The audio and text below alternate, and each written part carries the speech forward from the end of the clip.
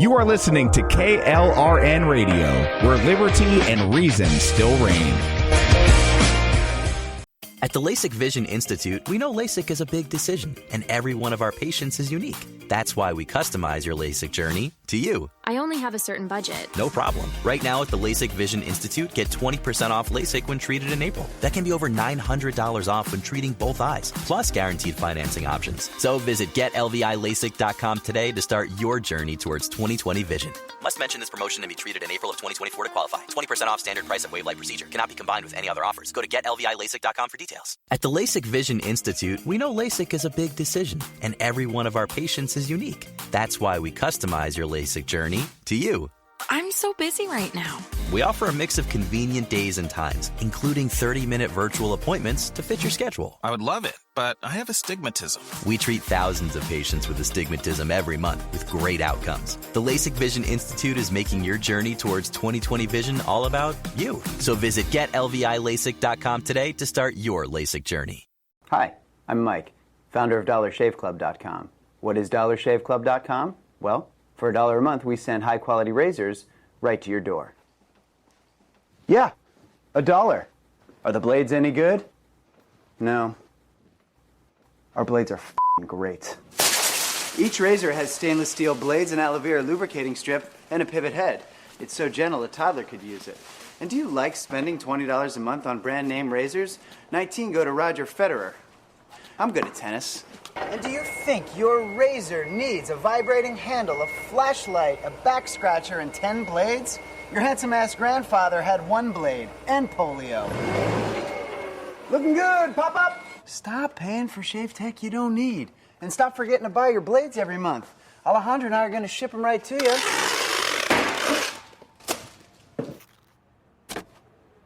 We're not just selling razors, we're also making new jobs. Alejandro, what were you doing last month? Not working. What are you doing now? Working. I'm no Vanderbilt, but this train makes hay. So stop forgetting to buy your blades every month and start deciding where you're going to stack all those dollar bills I'm saving you. We are DollarShaveClub.com, and the party is on. I know karate, I know jiu-jitsu, and drive like a gangster when I'm coming to see you, see you. See you, see you. Hi, everyone. This is JJ, the co-founder of Good Pods. If you haven't heard of it yet, Good Pods is like Goodreads or Instagram, but for podcasts. It's new, it's social, it's different, and it's growing really fast.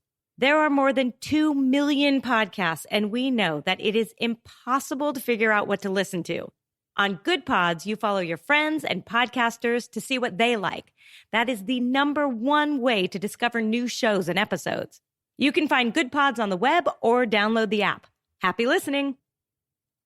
Ready to stand out, Army ROTC prepares you not only as a college student, but as a strong leader, allowing you to earn the rank of second lieutenant. You will be eligible for full tuition merit-based scholarships and develop leadership skills essential for your future. Start strong and enhance your college experience. Visit your campus Army ROTC representative today. To find out how you can earn up to a full tuition scholarship, visit goarmy.com/podcast to locate your closest ROTC program today. Army officers inspire, strengthen others. Paid for by the United States Army.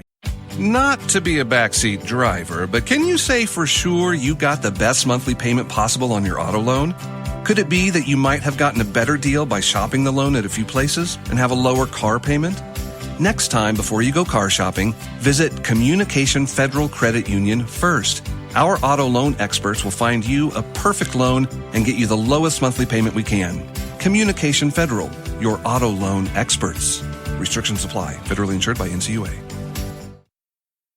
My son was in the Army back during Desert Storm, but even then he wanted an MBA. He looked at a dozen schools, but only one offered the online education and flexibility he needed while he was in a tent in Iraq, Grantham University. Turns out that Grantham's been delivering affordable, relevant college and advanced degrees for over 65 years. Heck, if they can deliver a quality education to a soldier in a tent overseas, think about the flexibility Grantham can offer you so you can earn your degree too. It doesn't matter how complicated or full your life is, if getting a degree is on your bucket list, you'll want to do what my son did. you'll want to call Grantham. Find out how easy it is to get started on your education so you can check that college degree off your bucket list. Call Grantham right now, 800-910-1370. That's 800-910-1370.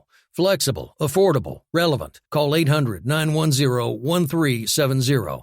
Attention business owners and independent contractors. This is a money-saving message from Tax Mediation Services. If your business owes $20,000 or more in taxes, we can help you today, right now. Listen, dealing with the IRS is no picnic. It's an intimidating and extremely stressful process, and you don't want to go it alone. Our attorneys know every law, every tax break, and every possible opportunity to help you resolve and reduce your tax debt. And if you owe more than $20,000, you may be at the top of their hit list. So don't take your tax debt lightly, because it will not go away on its own. The IRS can seize your bank accounts, your home, and even shut down your business. Call our tax experts today at 1-800-783-0810 and let us deal with the IRS while you focus on your business. That's 1-800-783-0810. Again, that's 800-783-0810.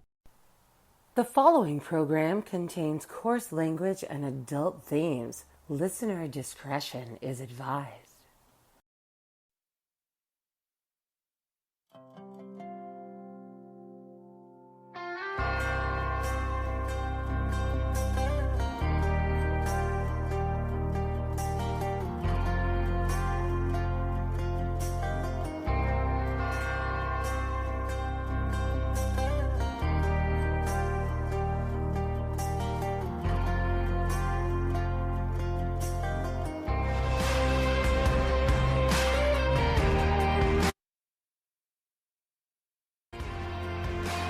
This is God's country. We turn the dirt and work until the week's done. We take a break and break bread on Sunday, then do it all again, 'cause we're proud to be from God's country. I saw the light in a sunrise, sitting back in a 40 on the muddy riverside, getting baptized. Happy Thursday afternoon, America and Oklahoma. I am Rick Robinson. We are live right here on KLRNradio.com. We do this thing usually every Tuesday through Friday between the hours of 3 p.m. and 5 p.m. Eastern. So if you live in God's time zone, that would be 2 to 4. And if you live on the West Coast, why the hell are you there? And Mountain, nobody cares. Anyway, so we're here, we're live, playing makeup this week. Got a lot of things to talk about. Have been out dealing with some home stuff that needed to be dealt with, getting some equipment upgrades done, so you may notice the mic sounds a lot better.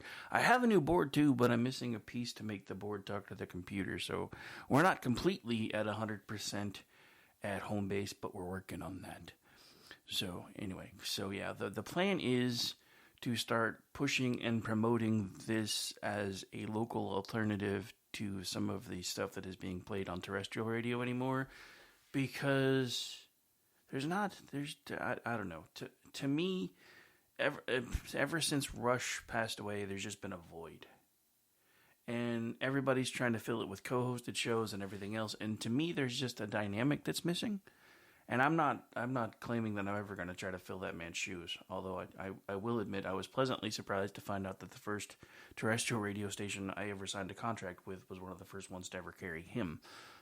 So I don't know, I may actually start dipping my toe back into those waters as well while I continue to build things here at KLRN Radio. Because this is the year that I'm gonna make all this work. I have been trying to do this for a very long time, and I have had setback after setback after setback, and I've kept putting things on the back burner because I've been trying to help everybody that needed help and do all these things that needed to happen for me to feel like I was doing what I was supposed to do, but at the same time, it means everything that I've been trying to do and everything that I feel like I've been called to do has kind of been languishing on the vine. So it is time to get that squared away before there really isn't any time left for me to try to get that squared away, because the entire world has gone crazy. So in case you didn't know, let me pull up a story here, because I know I didn't see this until today, but then again, I've been pretty unplugged for the last few days. So give me just a moment. sure.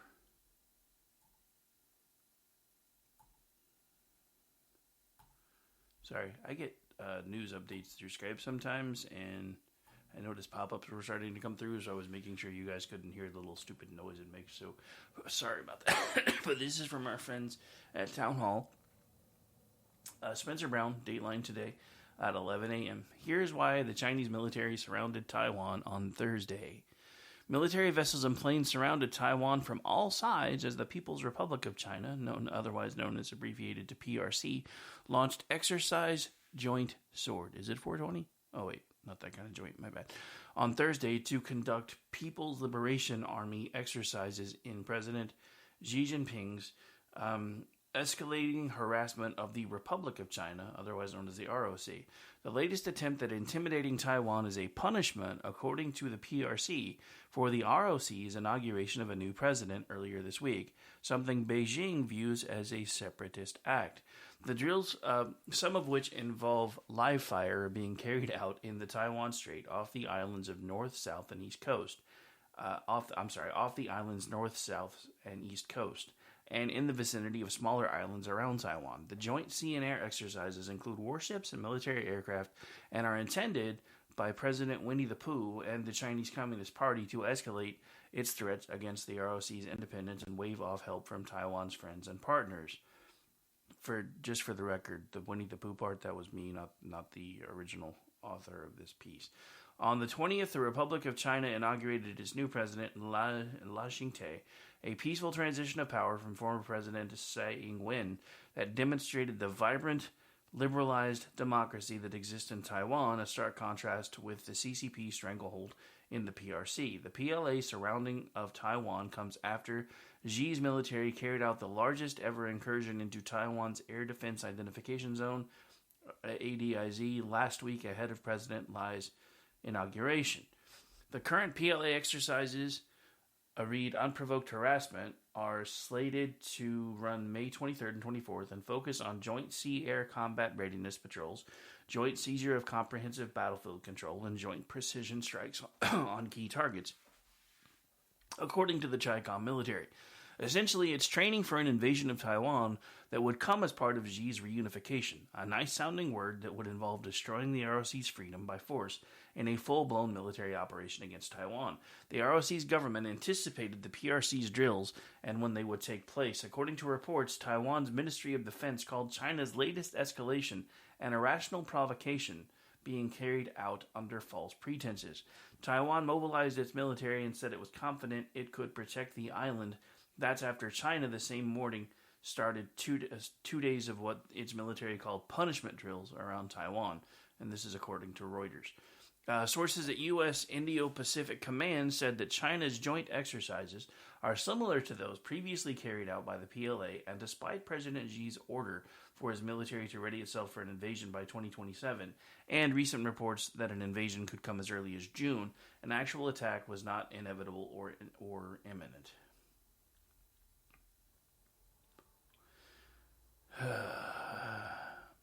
And where's President Biden? Hello? Hello, anyone? Does anyone know where President Biden is? I saw him give a press conference earlier today. I didn't get a chance to listen into it because I was dealing with something else.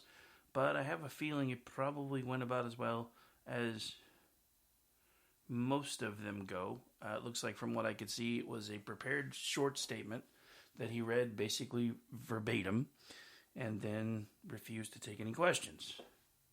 Is anyone else surprised? Because I'm really not.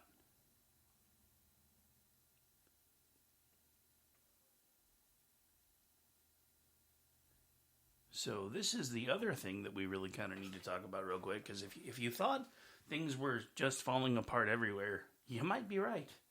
So this is from, again, Town Hall, Rebecca Downs, Dateline today at 12:45 p.m. International organization with no real legitimacy. And I quote, support for Chip Roy's bill sanctioning ICC grows. On Monday, the International Criminal Court, ICC, chief prosecutor announced he would file arrest warrants for Israeli Prime Minister Benjamin Netanyahu and Defense Minister Yoav Gallant, as well as Hamas leader Yahya Sinwar, tying the victim and the perpetrator together when it comes to the October 7th attack that Hamas lodged against our ally in the Middle East. Since then, a bill known as the Illegitimate Court Counter Action Act, which was introduced by Reps Chip Roy, Republican Texas, and Brian Mast, Republican Florida, earlier this month, has grown in number of sponsors. As of right now, there are a total of 62 co-sponsors on the bill, so that's a quarter of the House GOP conference, according to Chip Roy. Roy, whose press account has been posting and reposting updates about the bill's sponsors, took to the House floor on Thursday morning for nearly half an hour to call out the ICC in speaking about our dear friends Israel being under attack. Roy reminded that they're not just under attack by Hamas, they are in fact under attack by an anti-Western civilization, radical progressives across the globe, and in particular at the International Criminal Court. If organizations like the ICC and like the United Nations, along with organizations like the World Health Organization and the rest of them, actually cared about human rights, they'd be going after the real war criminals. They don't care about Hamas crimes. Roy insisted, yeah, they say the ICC that they're issuing warrants for Hamas, but they're trying to constrain Israel from going out and attacking and destroying Hamas. What they care about is attacking and tearing down everything that is great and good with Western civilization. That has done more for people around this world than any other civilization in history. And whether the president knows it's going on or not, well, that's what the Biden administration's actions have all been driving toward these past 3 years. Roy also pointed out that raising concerns about larger implications for the United States, as well as their destroying of our sovereignty and weakening us on the outside while pushing chaos, economic ruin, and moral disintegration domestically, he added. Actually, we have some audio, so I don't know how long the whole speech is. Let me find out. Yeah, it's a little long. The chair recognizes the gentleman from Texas, Mr. Roy. We'll let it run for a bit. Minutes. Hang out. I thank the Speaker. Anybody who's watching the world events unfolding today is well aware that our dear friends in Israel are under attack, but they're not just under attack by Hamas. They are in fact under attack from the anti-Western civilization radical progressives across the globe, and in particular at the International Criminal Court. And in all ways, with respect to this attack on Israel, on Western civilization, on our own values, on the abuse of an international organization with no real legitimacy, the International Court, the United States should have Israel's back. Let's look back for a second at October 7th. Let's look at what Israel is dealing with in addition to a long history of being under attack, of facing foes in the Middle East, of having to live in constant fear of attack, of having to live under the technology provided in mutual relationship between the United States and Israel with Iron Dome and with David Sling and with all the technology to shoot missiles down. How many Americans would like to be sitting in Manhattan or in D.C. or in Austin, Texas, or in Dallas or in San Francisco or any other part of this country and be sitting there knowing that the only reason they're safely sitting there is that the missiles that are constantly being fired at them are being taken down by technology? I don't think that would sit too well with most Americans. I don't think most Americans would sit back if rockets were being fired into our nation from Juarez into El Paso. I don't think we'd just sit back and say, oh, that's great, fine, keep firing missiles, we'll just put up a shield and shoot them down. I think we would do something about it, and I think it would be pretty violent. And I think we would be right to do so. Look at October 7th for our friends in Israel. Let's start with the fact that 22 American citizens were killed. Let's add to it that 1,000 Israelis or more were killed. Almost 3,000 injured. 4,500 rockets were fired in from Gaza by Hamas into Israel. 1,300 targets were struck. Not since the Holocaust has this large a number of Jews been killed in a single day. That's the truth. Hamas beheaded at least 40 babies. Let that sink in for a minute. Hamas beheaded at least 40 Israeli babies. Hamas terrorists not only raped and murdered Israeli women, they forced husbands, families, and friends to watch. That happened. We have documentary evidence. We know this occurred.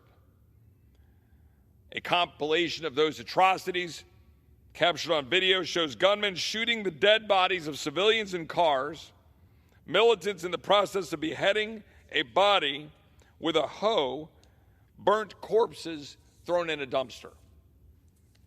Eyewitnesses on October 7th, quote, "To be afraid for your kid's life and your wife, it's a whole new level of fearing," a survivor of the attacks in Israel on October 7th said. Quote, "I just waited pretty much that they will come and murder me, my wife and my kids inside our house. I thought maybe if the terrorists enter my house, I would go out so they will kill me and they will leave my family aside." There's another one. "It was the worst, horrific war scenes that you see only in movies around us," said another survivor. Another, "The gunfire was nonstop and we're waiting and waiting and it's continuing. You hear the only weapons of Hamas and realize no one is here to save us." Another one, "As a woman who was there, I can say that the fear is endless. It can't be described in words. To be a woman in captivity is to be in constant fear, but the men there also undergo abuse," said one who was abducted during the October 7th attack. There remain today over 100 hostages being held. So now steps in the International Criminal Court, the ICC. When President Trump came into office, he rightfully recognized the threat of the International Criminal Court. The International Court was created under the guise of investigating and prosecuting the world's most serious crimes, but actually represents a significant threat to our nation's sovereignty. In 2020, when President Trump came into office, he issued an executive order punishing by way of sanctions anyone at the ICC that goes after the United States service members, or our allies, such as Israel.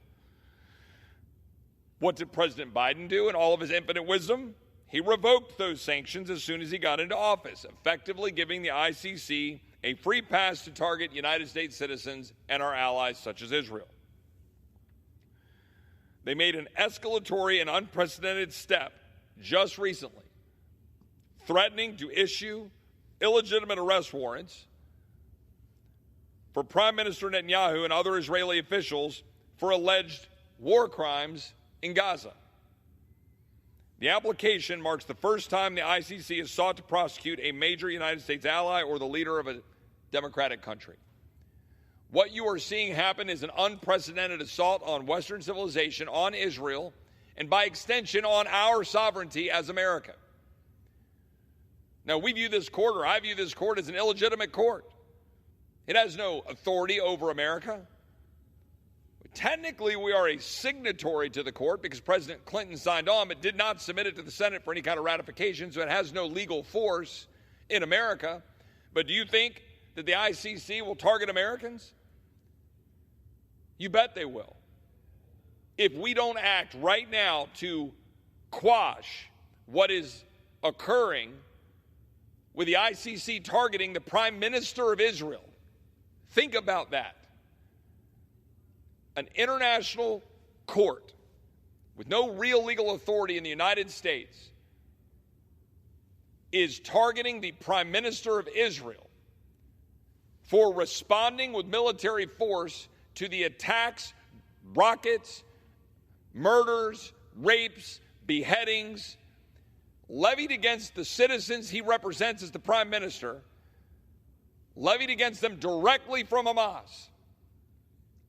A nation, by the way, Israel, which has taken the unprecedented step in history to give warnings to citizens, civilians in Gaza, up to 2 weeks advance notice. In one case, dropping 15 million leaflets across Gaza to warn them, you need to clear out because we're going to take out these Hamas facilities.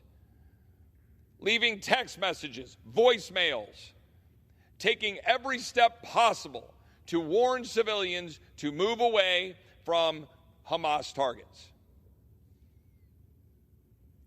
This is going to be studied for years to come, what Israel's been doing to keep the civilian to combatant casualty as low as it is. We believe somewhere between 1 and 2. Frankly, well below the norms and the standards the United Nations talks about, well below some of the historic norms even for the United States. This must be stopped, because when they're going after the Prime Minister of Israel, they're going to go after us.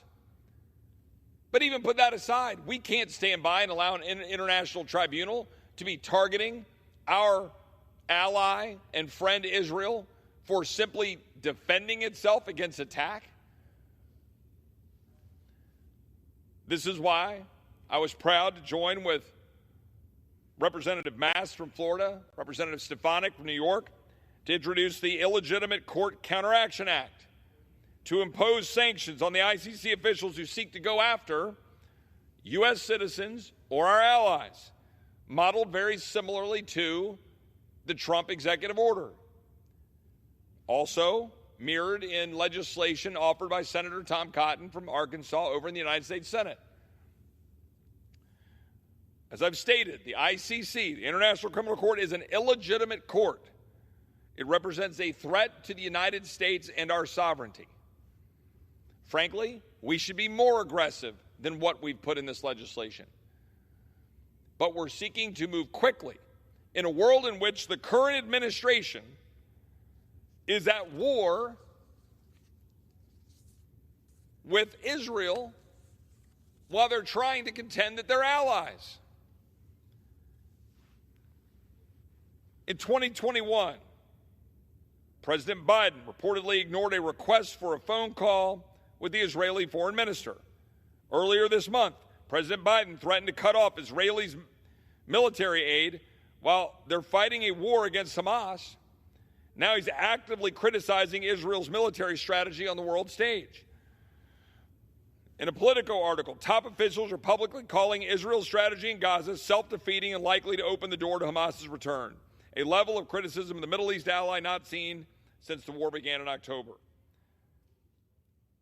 The Biden administration. All right, so I think we've heard enough of that, but I did want to let the first few minutes of it play because there was a lot to unpack in there. So we're going to unpack that, then take the break. So the first thing is, I'm glad somebody's finally starting to stand up and saying things like the ICC, and in my opinion, even the UN are organizations that we need to start standing up against because they no longer have our interest or the interest of our allies in their forefront, and we are the ones paying most of these bills, whether anybody wants to admit it to you or not. And that's a problem for me, because the one thing that I do want to point out is the part where he says if we allow the ICC to do this to Israel, eventually they're going to be doing this to us. This is something that I have been trying to explain to people for a very long time. There are powers that be that have positioned themselves all over the world that are pushing buttons and pulling levers and yanking strings that are trying to push us into a one world government. Giving more and more credence to things like the ICC and the United Nations helps them do that. I mean, if you remember, there was a show, late 90s, early 2000s called Sequest, and by then, the entire world was governed basically by the UN. Now, there were undersea factions still, but as far as the surface world, everything was basically governed by the UN. Then there was the United Earth Organizations, was what they called it at that point, because it wasn't really the UN anymore. But this is something that has been a part of basically our indoctrination cycle for as long as there have been ideas possible to be put down on paper, to be made into movies, to be made into TV shows, is this idea that eventually we are going to grow to the point where we come together and make a one-world government. The problem with that is we still have to decide what kind of one-world government that is going to be if we do ever become one. And the thing that I can't get anybody to understand, because all of these people that are below 30 for the most part, that are like, capitalism sucks, I want to try communism, they seem to think that they're going to be elevated to a point that they're not at now, because what they don't seem to understand is even in a communist country, you still have to work. You are required to work. It's not even a choice. You're not allowed to be a social media influencer. You're not allowed to do all these get-rich-quick things that everybody's trying to push on social media, etc. You are basically told, this is your lot in life, this is what you're going to do, this is where you're going to live, this is what you're going to drive, this is what you're going to wear, this is where you're going to work, and you're going to be happy, because all of it belongs to us, and if you are not happy, we will take it all away from you. This is what we have been trying to get away from in this country. Well, when everything was founded originally. And there have been powers behind the scenes since the beginning of our history that have been slowly and quietly trying to push us back in that same direction. Because this was an experiment that a certain group of people never wanted to happen. And this is the part that we need to start focusing on, talking about, and making sure that everybody understands, is the great experiment that is America actually was put on life support quite some time ago. And I've talked about this over and over again on this show, so I'm not going to go into it again. But I do need you to understand that even with folks like Chip Roy, even though there are people that are trying to say the right things and do the right things when they're in office, don't trust them any further than one issue at a time. Because they have to earn your trust. We have this weird fallacy in this country that because we've sent people to office that they've automatically already earned our trust. That's not true. And it needs to stop. Because the truth of it is, none of these people are going to do everything that you want them to do. So I'm not telling you that you can't speak out. I mean, there's been a couple times that Chip Roy has come out on things and I'm like, I can't really believe that he did that. But I would say that we probably agree. I would say at this point the number is probably close to 85% of the time, which for me is pretty high because I don't typically agree with or publicly support politicians that often because I kind of feel like that's me putting my thumb on the scale. I want you guys to make your best decision, your most informed decision. But the one thing, as we get closer and closer to Election Day, that I want you to remember is you need to be voting for whoever suits your interest best. Not your neighbor's interests, not, the free stuff that is being offered by one party over the other, the tax cuts that everybody thinks is being offered by the other party that are only supposed to impact the rich, when in reality they impact everybody. And that was proven with Trump in office. So the thing that you really need to think about as we go to break is remove 2020 from the equation and remove 2021 from the equation. Look at everything from 2017 to 2019. So 2017, 2018, 2019. Skip 20 and skip 21. And then look at your life since 22, 23, and now 24. If taking a look at those 6 years combined, you feel that your life is better now than it was before, then vote your conscience. I will never be mad at you about who you vote for. I might tease you about it, might try to figure out if you were dropped on your head as a child, but I'm not going to be mad about it. It's your right to vote for whomever you choose. The problem that we have is way too many people either don't vote or they vote for the wrong reasons. Because they don't want the handouts to stop. They don't want the gravy train to stop. And I get it. It's a lot more common with younger people because they're trying to find their own way and they feel like everybody's getting ripped off. Ladies and gentlemen, the truth of it is, when money was worth more, people were still broke. It didn't cost as much to buy things if you look at it now, but on paper, it was still a lot of money. Things that we can buy now for like $100 were $700 when I was a kid. New TVs were crazy. Most people didn't even have color TVs when they first became a thing, unless you were already well off. I mean, I remember when I was a kid, I was ecstatic because my parents had like a 32-inch color console TV. And they paid out they paid a lot for that. So the thing to keep in mind is some things have gotten less expensive, other things have gotten more expensive. The problem is the pendulum's gone too far the other way, because now the things that you absolutely have to have are expensive. And the things you could actually live without that they've taught you that you can't live without are really, really cheap. So that's going to be a problem.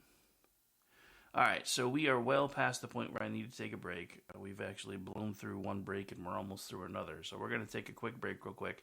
Come back, get things reset. Still got second half of hour one coming at you. And I don't know, we may actually run a few minutes long today. I haven't decided yet. So I guess we'll find out what I feel like for my time. So stay tuned. You're listening to The Rick Robinson Show live right here on KLRradio.com. This is how it's gonna and we will be right back. I'm not going anywhere. It's going down like I told you. I'll be the last man standing here. I'm gonna rock you. You are listening to KLRN Radio, where liberty and reason still reign. At the LASIK Vision Institute, we know LASIK is a big decision, and every one of our patients is unique. That's why we customize your LASIK journey to you. I only have a certain budget. No problem. Right now at the LASIK Vision Institute, get 20% off LASIK when treated in April. That can be over $900 off when treating both eyes, plus guaranteed financing options. So visit GetLVILASIK.com today to start your journey towards 20/20 vision. Must mention this promotion and be treated in April of 2024 to qualify. 20% off standard price of Wave Light procedure. Cannot be combined with any other offers. Go to GetLVILASIK.com for details. At the LASIK Vision Institute, we know LASIK is a big decision, and every one of our patients is unique. That's why we customize your LASIK journey to you. I'm so busy right now. We offer a mix of convenient days and times, including 30-minute virtual appointments to fit your schedule. I would love it, but I have astigmatism. We treat thousands of patients with astigmatism every month with great outcomes. The LASIK Vision Institute is making your journey towards 20/20 vision all about you. So visit GetLVILASIK.com today to start your LASIK journey. Hi, I'm Mike, founder of DollarShaveClub.com. What is DollarShaveClub.com? Well, for $1 a month, we send high-quality razors right to your door.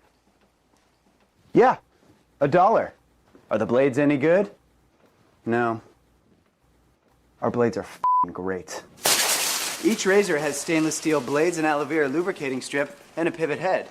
It's so gentle a toddler could use it. And do you like spending $20 a month on brand name razors? 19 go to Roger Federer.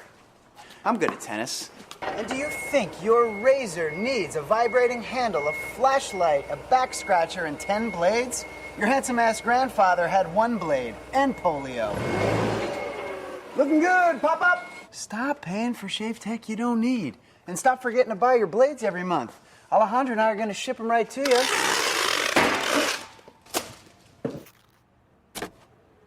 We're not just selling razors, we're also making new jobs. Alejandro, what were you doing last month? Not working. What are you doing now? Working. I'm no Vanderbilt, but this train makes hay.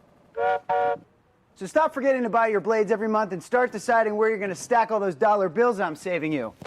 We are DollarShaveClub.com, and the party is on. I know karate, I know jiu-jitsu, I drive like a gangster when I'm coming to see you, see you. See you, see you.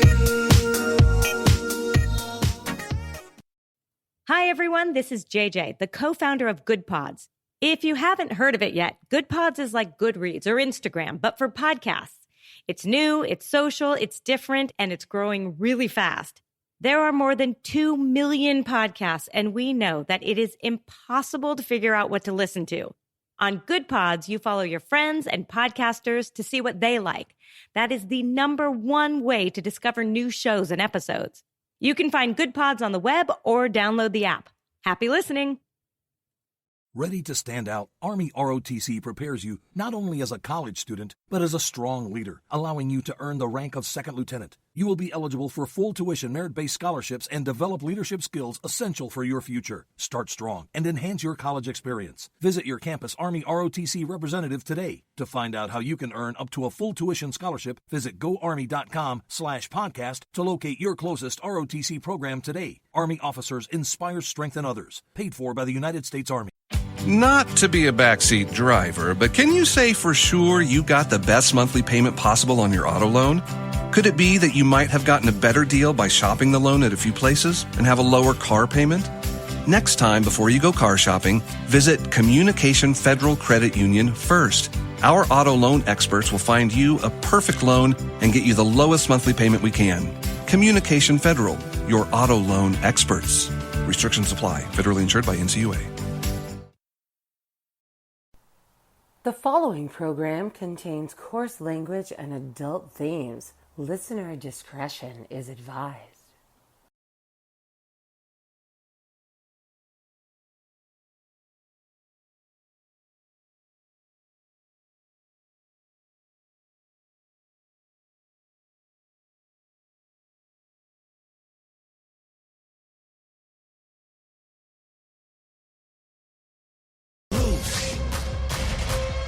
Now turn me loose.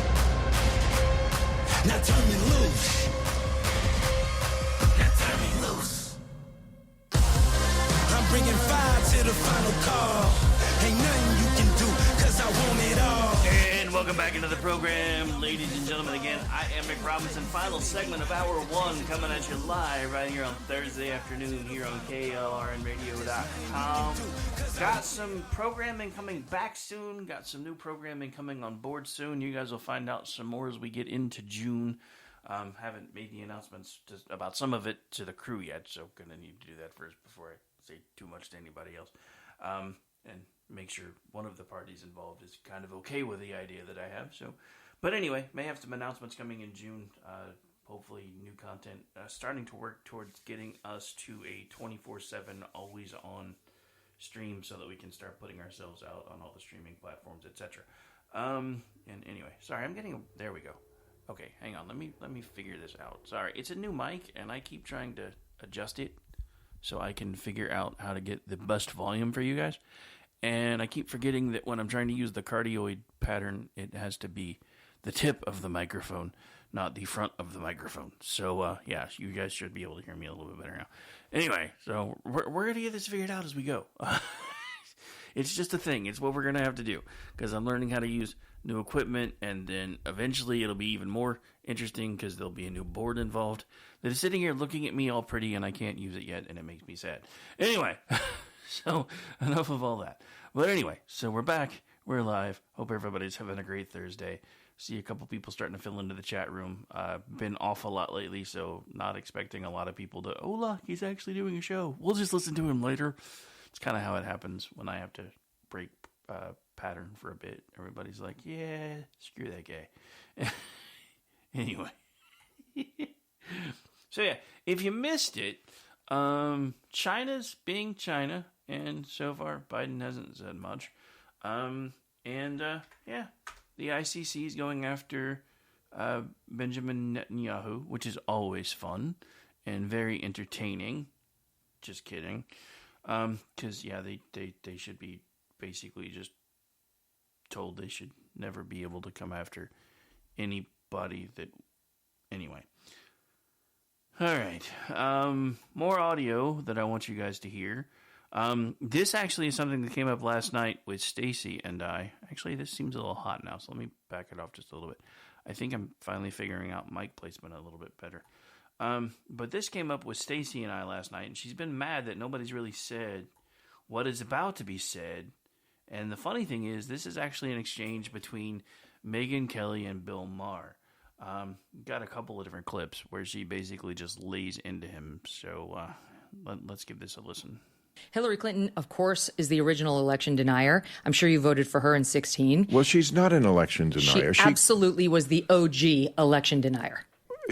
First of all, she came out before the sun had risen to concede the election to Trump. And then spent the next 4 years saying he was illegitimate. He was an illegitimate president. Okay, well, first of all, she didn't say he was an illegitimate. Yes, she did. You tell me exactly what she said. She said those exact words repeatedly. I believe he knows he's an illegitimate president. Okay. I mean, she conceded the election. Whether you're interpreting her disappointment at losing it as the same thing as Trump not conceding it. I don't know if that's where you're getting it from. But again, it's a tremendous false equivalency.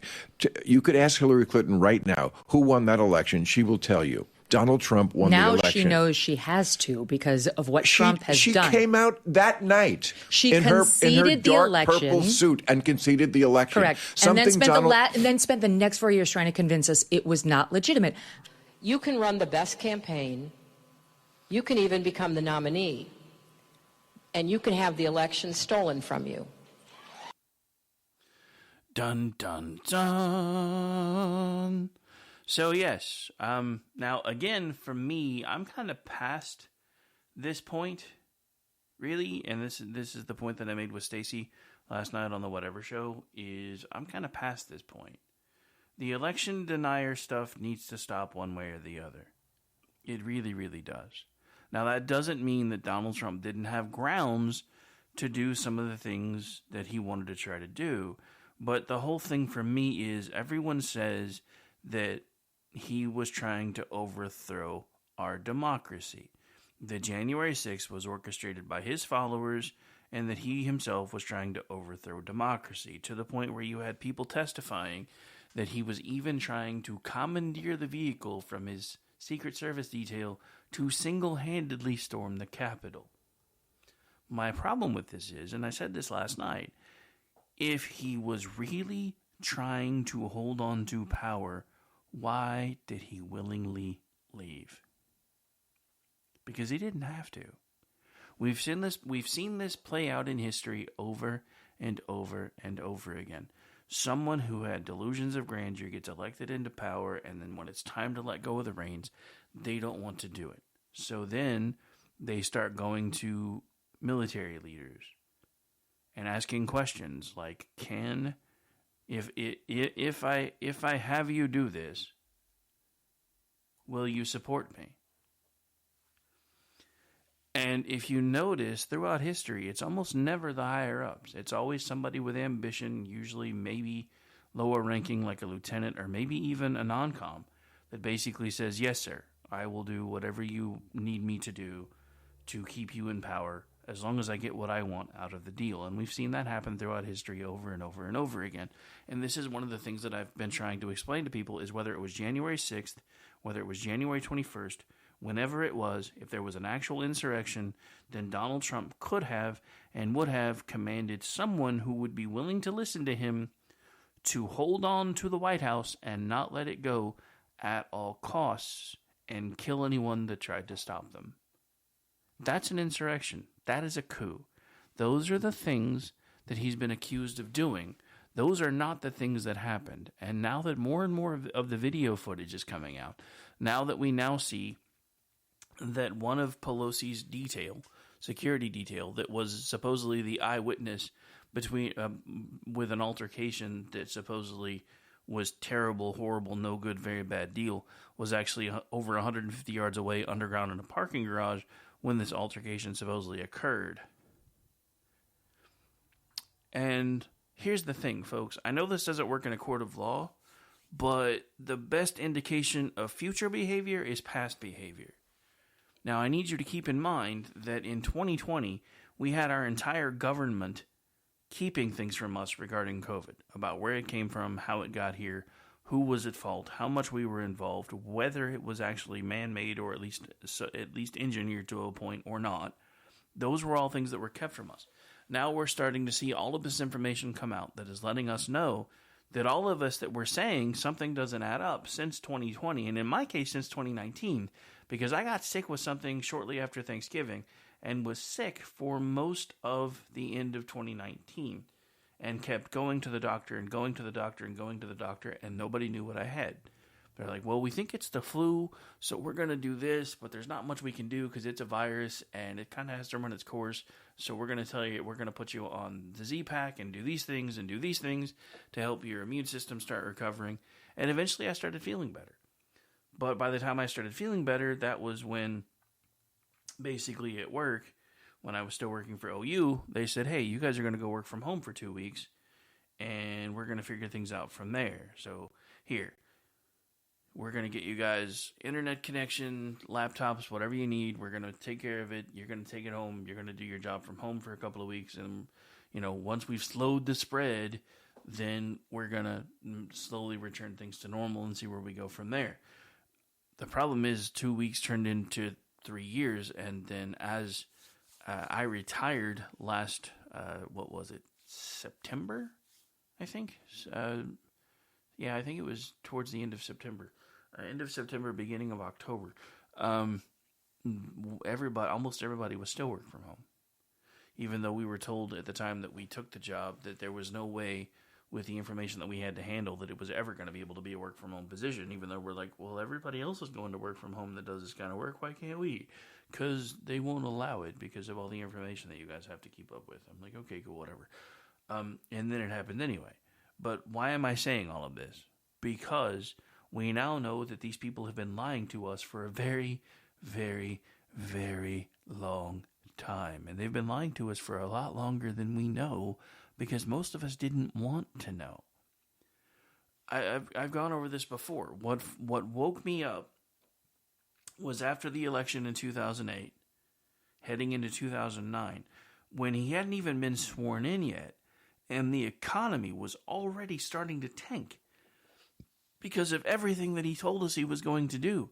I watched a business that I had spent years trying to build. You have to realize that I went into private security in 1996. This was shortly after everything else that had happened, and I took a stint in a fast food job for a while.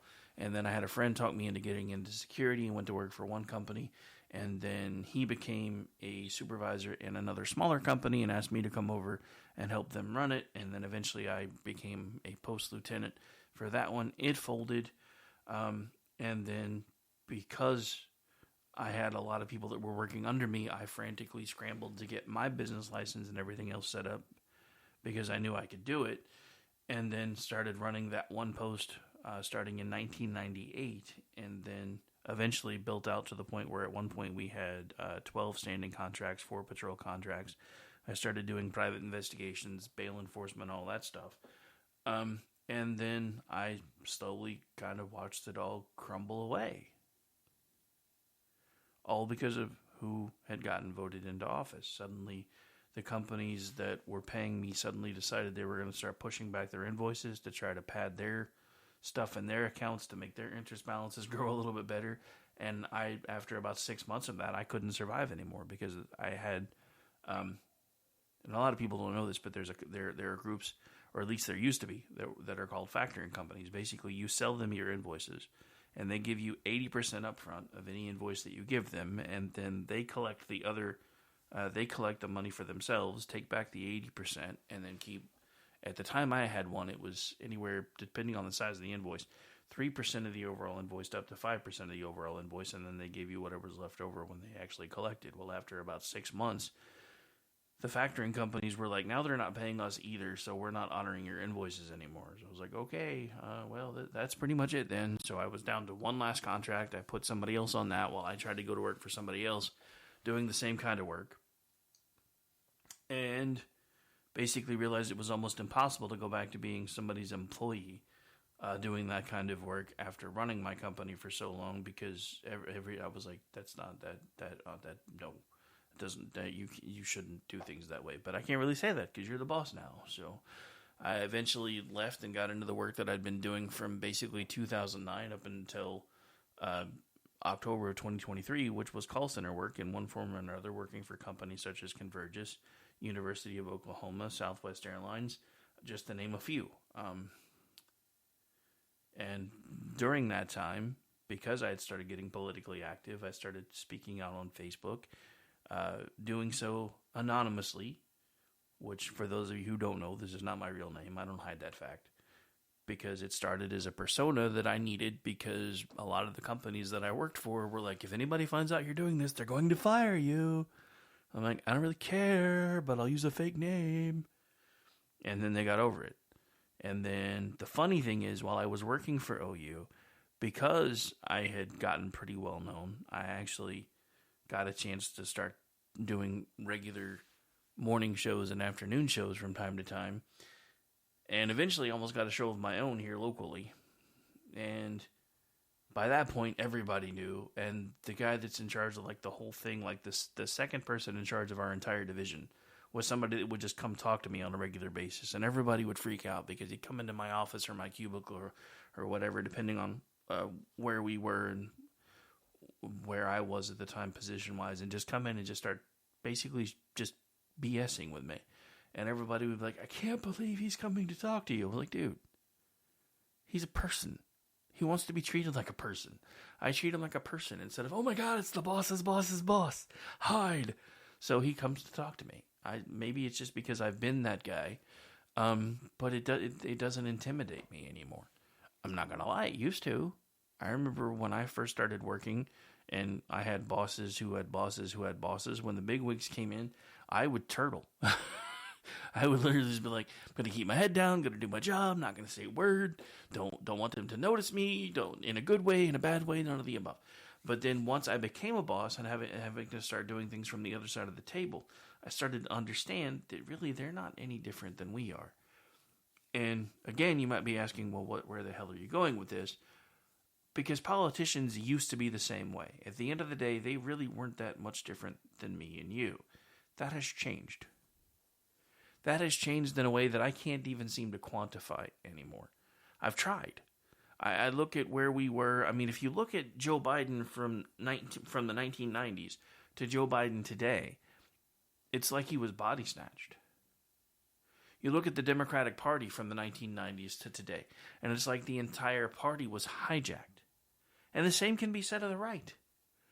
I am an equal opportunity offender. The right has slid so far into weird territory that I don't even necessarily always align with them anymore. The only reason that I align more right than I do more left is because the left has lost their ever-loving minds. Most of the right is still trying to hang on to sanity. There are extremes on both sides. The left's extreme has grown. I think in a lot of ways the right's extreme has shrunk. Just nobody really wants to talk about it yet. And Donald Trump isn't a conservative. He's a populist. So right now, the leadership of the Republican Party is more of a populist movement. Now, that is neither good nor bad, depending on what you do with it, just like everything else. It just means that it is something different than what we've had before. And Donald Trump, like it or not, I have to say this again, I would much prefer at this point mean tweets and $1.79 per gallon gasoline and no current wars than where we are right now. Donald Trump was getting us out of wars, not getting us into wars. Donald Trump was putting people on notice that we weren't going to be pushed around anymore, a la the old Gipper Ronnie Reagan. And there's a reason they used to call him Ronnie Reagan. It wasn't just a line from the Iron Eagle movie, because he was a wild card. He would literally say things on a hot mic, knowing it was a hot mic, and then play it off because of his age, because he knew that Russia was listening. And they knew he wasn't kidding. These are the things that drove the GOP of the 80s absolutely insane. They hated Reagan.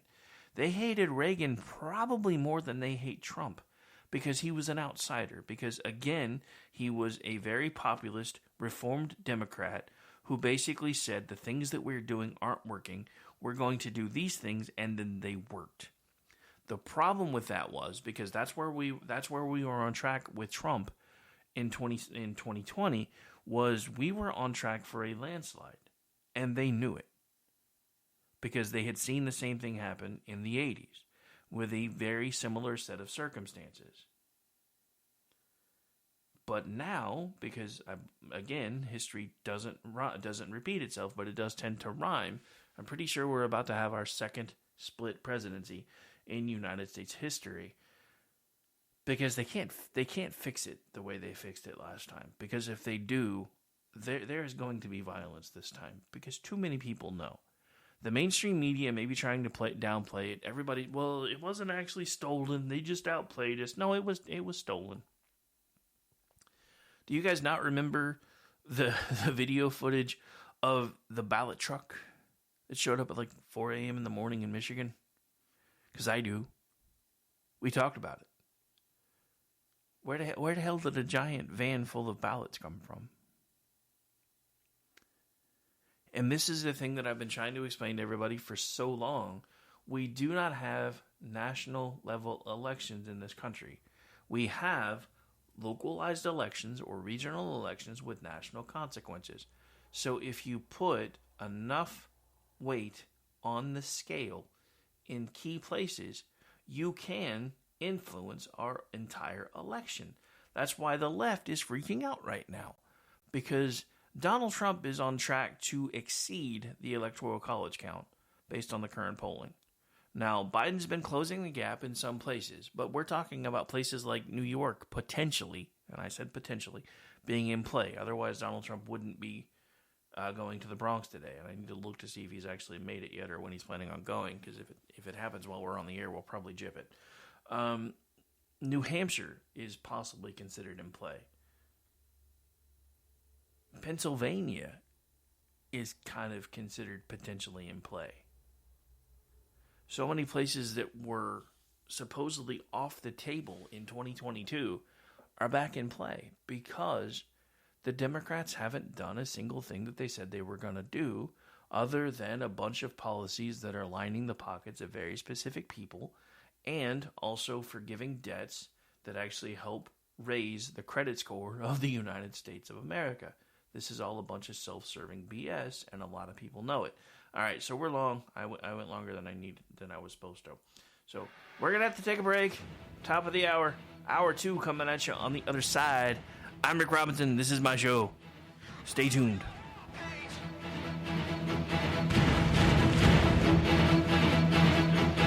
You are a riptide to me that's dragging me down. Strike a match and I'll burn you to the ground. We are the jack-o'-lanterns in July, setting fire to the sky. Here comes this rising tide. So come on,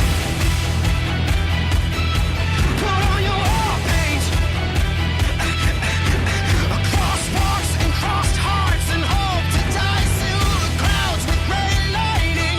So we can take the world back from a heart attack. One maniac at a time, we will take it back. You know time crawls on when you're waiting for the song to start. So dance alone to the beat of your heart. Hey, young blood, doesn't it feel like our time is running out? I'm gonna change you like a remix, then I'll raise you like a beat, wearing a vintage. You are listening to KLRN Radio, where liberty and reason still reign. At the LASIK Vision Institute, we know LASIK is a big decision, and every one of our patients is unique. That's why we customize your LASIK journey to you. I only have a certain budget. No problem. Right now at the LASIK Vision Institute, get 20% off LASIK when treated in April. That can be over $900 off when treating both eyes, plus guaranteed financing options. So visit GetLVILASIK.com today to start your journey towards 20/20 vision. Must mention this promotion and be treated in April of 2024 to qualify. 20% off standard price of wave light procedure. Cannot be combined with any other offers. Go to GetLVILASIK.com for details. At the LASIK Vision Institute, we know LASIK is a big decision, and every one of our patients is unique. That's why we customize your LASIK journey to you. I'm so busy right now. We offer a mix of convenient days and times, including 30-minute virtual appointments to fit your schedule. I would love it, but I have astigmatism. We treat thousands of patients with astigmatism every month with great outcomes. The LASIK Vision Institute is making your journey towards 20/20 vision all about you. So visit GetLVILASIK.com today to start your LASIK journey. Hi, I'm Mike, founder of DollarShaveClub.com. What is DollarShaveClub.com? Well, for $1 a month, we send high-quality razors right to your door.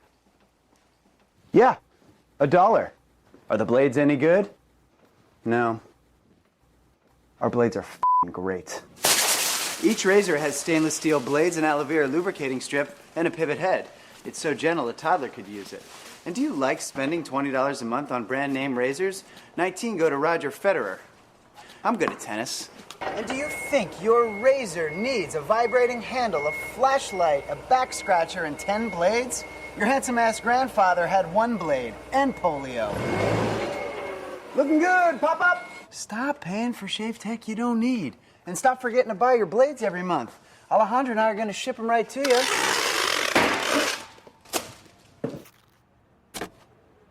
We're not just selling razors, we're also making new jobs. Alejandro, what were you doing last month? Not working. What are you doing now? Working. I'm no Vanderbilt, but this train makes hay.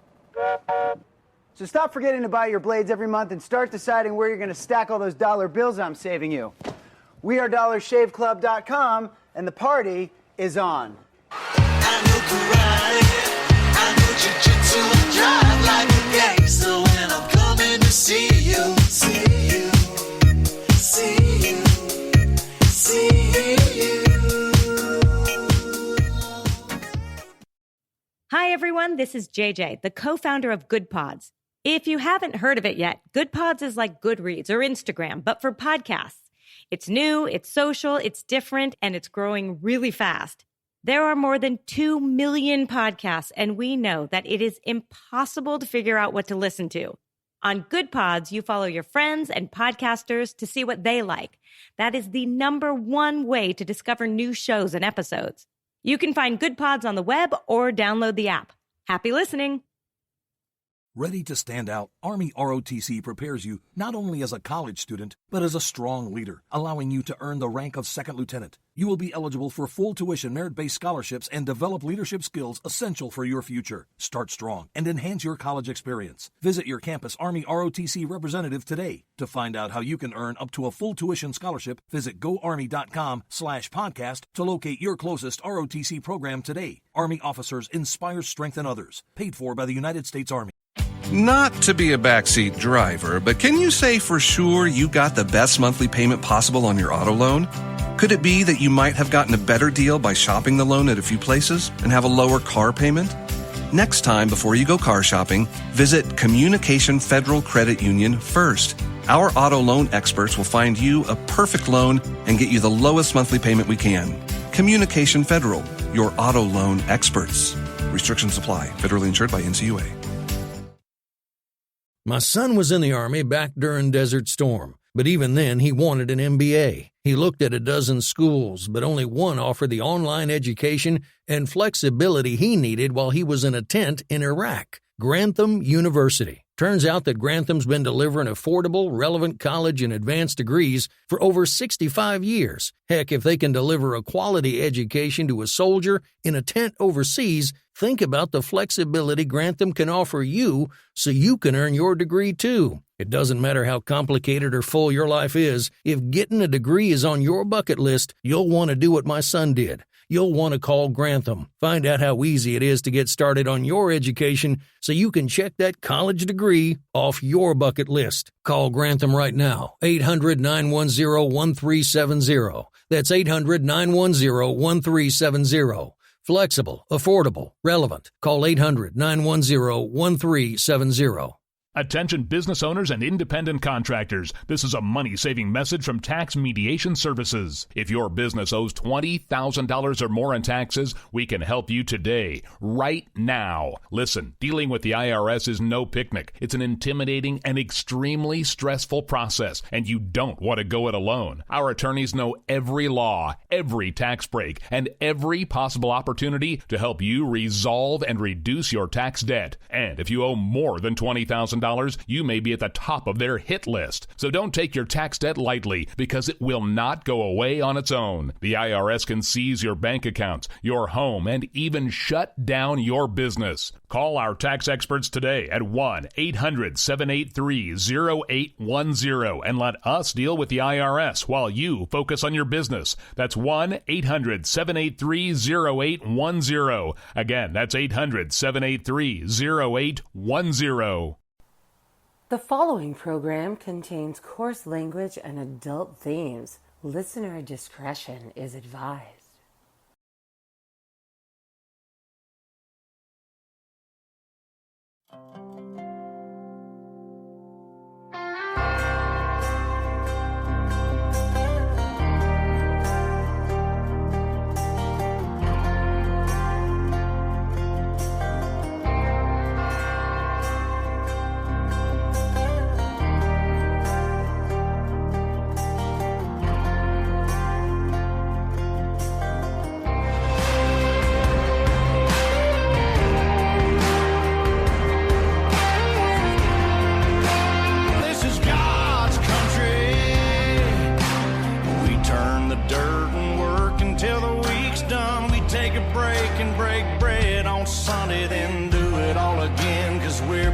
proud to be from God's country. I saw the light in a sunrise, sitting back in a 40 on the muddy riverside, getting baptized in holy water and shine with the dogs running. Hello, America and Oklahoma. Hour 2 of the Rick Robinson Show coming at you live right here from God's Time Zone. KLRNradio.com, doing this thing every Tuesday through Friday between the hours of 3 p.m. 5 p.m. Eastern. Hope everybody's having a great day. If you're working for the weekend, you are over halfway there. If you're on the East Coast, you have a little bit less than an hour for 5 p.m. quitting time. If you're in God's Time Zone, you got a little less than 2. If you're on the West Coast, why the hell haven't you moved? And Mountain, nobody cares. Anyway, so we're here. We're live. Hope everybody's having a great Thursday. So we're going to get a jump on a couple things because I didn't do very many shows last week either, so I'm kind of behind. So we're going to do a special Thursday edition of This Week in Democracy. Now, starting next week, soon as, well, actually, I want to say next week, but it may actually be closer to about 2 to 3 weeks. You guys are eventually going to be able to see these because I have a program set up that is going to allow me to start streaming video content. I am still working out the kinks on a few things before we go into that full time, though. Including getting things set up, so, because, yeah, anyway, long story. But, yeah, so this is one from yesterday, and then we already have another one for tomorrow. So give me just a moment while I get it queued up here. Apparently it's muted, so hang on. Is there something known in the industry about how Diddy treated his artists?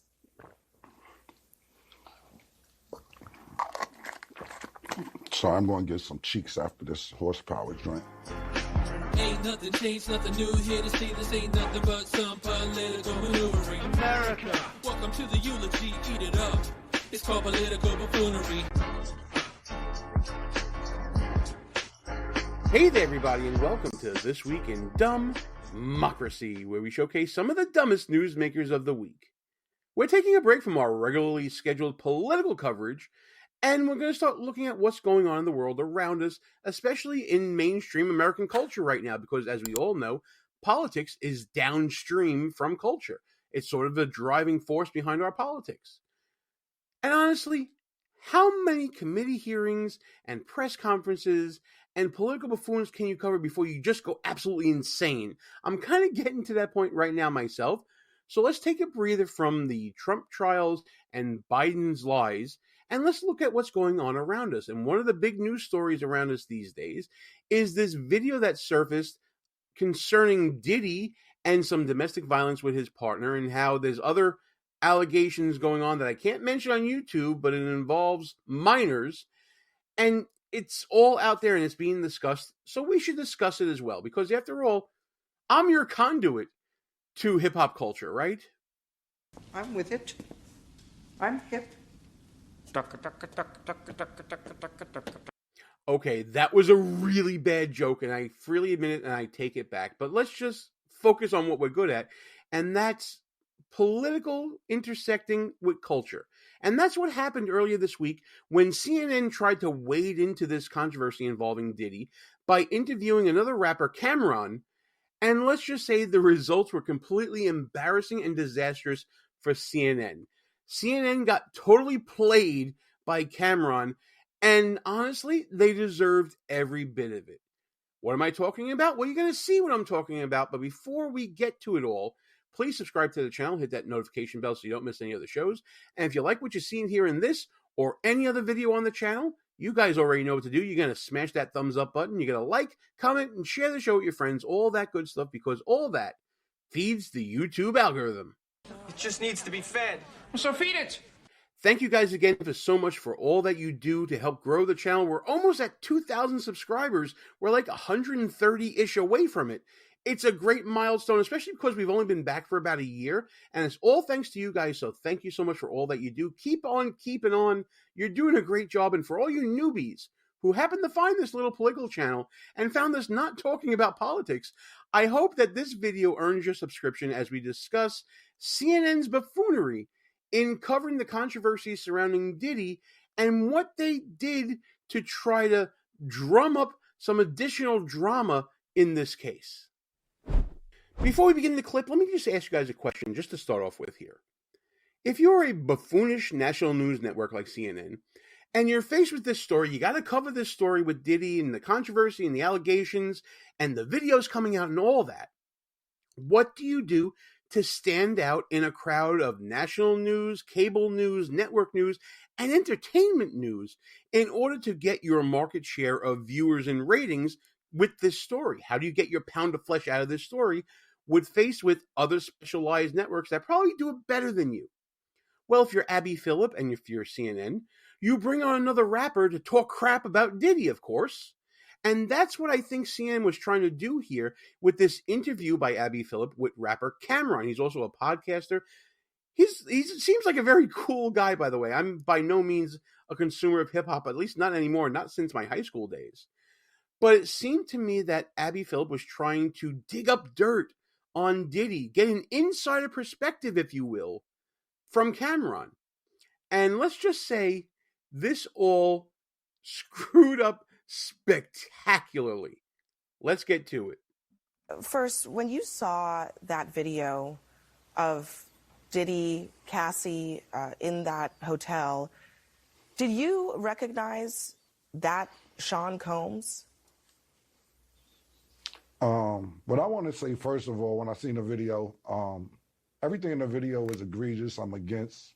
I don't support all the charges that's alleged against him. I don't support any of that trafficking, minors, domestic violence. I'm totally against it. So when I seen the video, yeah, I was kind of upset with it. Being that I know him, he's not necessarily a friend, but yeah, I was upset when I seen it. But great answer. Perfect answer from Cameron here. I don't rock with Diddy, he's saying, basically. I get that. I know him. We're in the same workplace, I guess. We're competitors in a way. So he's saying, I don't condone any of it. I don't support him. The allegations are horrible. He doesn't support violence. Great answer. But that wasn't what Abby Phillip was looking for. She was looking for, tell us about the real Sean Combs. Have you seen this side of him before? As if every rapper hangs out with every other rapper and they all know each other and they all know intimately how they are, right? It's painting this particular community with a very broad brush. Kind of surprising when you think about, the diversity, equity, inclusion of the left and leftist networks like CNN, and they're doing what they say people on the right do in this interview right now. Did you recognize everything him? I just said? Did you recognize that kind of anger at all? Stirring up some shit, just a little bit. From your experiences? I don't know like that. What do you mean, do I be recognized? Did I recognize him? I seen him. What do you mean my experiences? I seen him and I thought it was disgusting. I didn't do a zoom in to see if it was really him or nothing, but he admitted it was him, so. Say, hold up, wait a minute, something ain't right. Cameron's smart. He knows the game right now. He's been on this merry-go-round before. I'm sure he's been interviewed by tougher people than Abby Phillip when it comes to hard-hitting questions about things. I don't know about media training and all of that, but Cameron is holding his own in this interview, and he sees through the game of Abby Phillip and CNN right now. Think about the apology that he gave in that other video. The apology ain't for me to decide, it's for Cassie. What I think about it don't matter. He ain't do nothing to me. Cassie need to ask Cassie if she accept the apology. I told you how I feel. I said what I said. I want to play a conversation that you had on your podcast back in September with Mace. Listen. Yeah. When you had your record deal, why did you take me to Biggie Smalls and not Bad Boy? Man, it's almost going to bring me to tears to say this. Being that I saw you as such a good friend, I wanted to put you with somebody I knew with. Thank you, man. I really appreciate that. A lot of people ask me that on Instagram, man. Don't have me just out here crying and shit, man. I don't want to get emotional in here, man. Instantly, I knew Biggie would do right by you. Can you tell us a little bit more about that? I mean, is there something known in the industry about how Diddy treated his artists? Is this some product placement? What's going on here?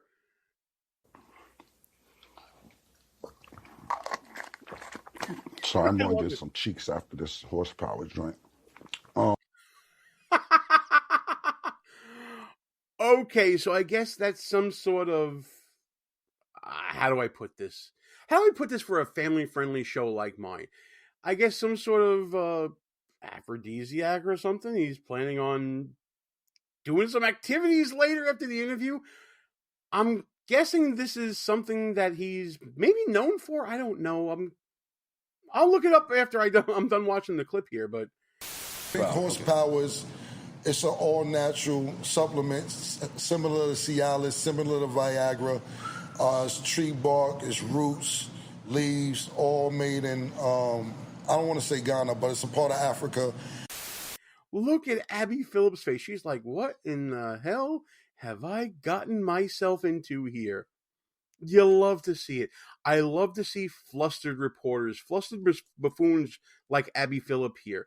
She tried to go in and get like an inside story and all that, and she clearly didn't know what she was getting herself into, and this interview has gone totally sideways. Sucks to be you. I'm just going off what Mace said. Mace took me to Biggie. I don't really know Puffers like Mace know Puff. So I appreciate what Mace said. And of course, that's my brother. So if he felt that way, then he felt that way. I can't really tell you how Puff moves or anything like that. Mace may know better than me because he was signed to Puff. I wasn't. But my show does come on at 8 a.m. Eastern on YouTube. It's called It Is What It Is. Y'all gotta get the plugs in. Good man. He always be selling, right? He's getting his show in.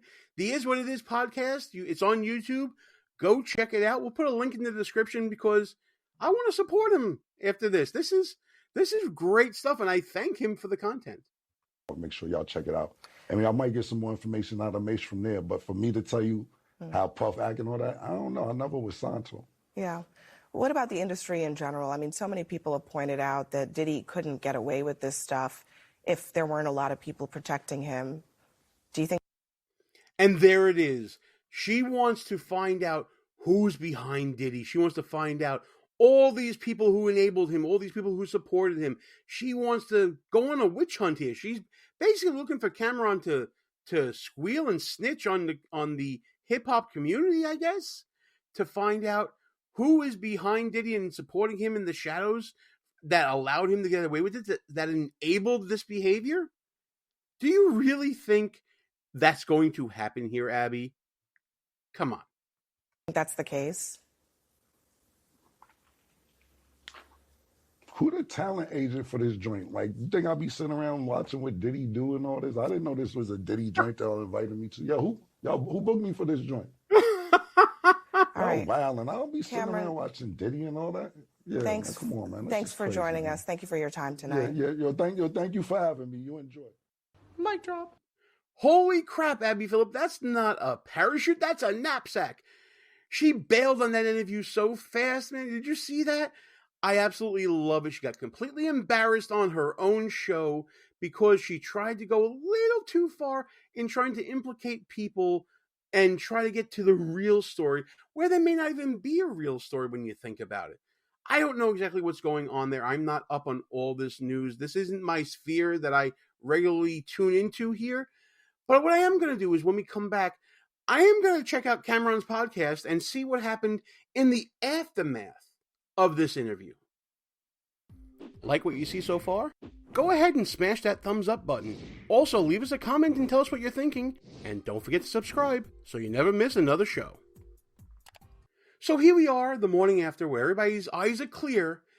And we're looking at the Is What It Is podcast featuring Cameron and Mace. And Cameron is discussing sort of the behind the scenes of how this CNN disaster came about, pulling back the curtain to let us all know how this interview, how this disaster of an interview actually took place. Yeah, no, they invited me on the show to talk about what's going on with Diddy and all that. And then my thing about it was, Mace, is that they didn't invite me on to say about how successful our show is or the positive stuff we do in the community. We do all these positive things, and you call me on CNN for the bullshit, I'm going to give you the bullshit. That's just what's going to happen. She wants all the smoke. Makes it very clear to me, CNN wanted some tea on what's going on with Diddy from someone who would know without really doing any research into Cameron's background and who he rolls with as far as if he was actually signed by Diddy and his record label, or what the real deal was with him and their relationship and all that. Because, you know, all these rappers, they're all the same, and CNN thinks you can get one, you get them all. So let's get one of them to come on the show and let's get some dirt on what's going on here. But Cameron wasn't with the bullshit, as he said here, and rightfully so. So we got some free promo. I teased the Pink Horsepower. They tried to bring up when Mace bought me the Biggie instead of Puff, and I said, yeah, if you've seen it, what you asking me about it for? Like, no, it was self-explanatory. So I got us some free promo. I didn't get to shout out the Dipset Couture. Make sure you go online. But yeah, I just felt that you try to use me, pause, to whatever Diddy going through to down him. And listen, the video, I don't support it. I don't believe in domestic violence. I don't believe in anything that has to do with being a I don't believe in sex trafficking. I think what I seen the video was egregious, and the charges are fucked up. They're really. I want to focus on one thing Cameron said here, and I completely agree with it. CNN tried to use him to get down in the mud about the whole situation with Diddy. They were using him as a pawn in their own game because they want to boost their ratings, trying to drum up a little controversy, because controversy means cash for these networks, right? So he recognized that he was being used by them as a pawn in their game, and he totally messed up their game. I love that he recognized that. I love what he did to them. And maybe these buffoons in news will take a lesson from this situation and understand that A, Cameron's not your fool and he's not your pawn to play with. And B, stop trying to get in the mud to drum up ratings, because you'll end up like what happened with CNN and Abby Phillip. Fucked up. Oh, wait, but I said what I said. I gave a disclaimer at the beginning. Then we got on the commercial. That was that. So that's how that went yesterday, man. I don't know why they didn't watch 60 Minutes. They didn't watch Bill O'Reilly. This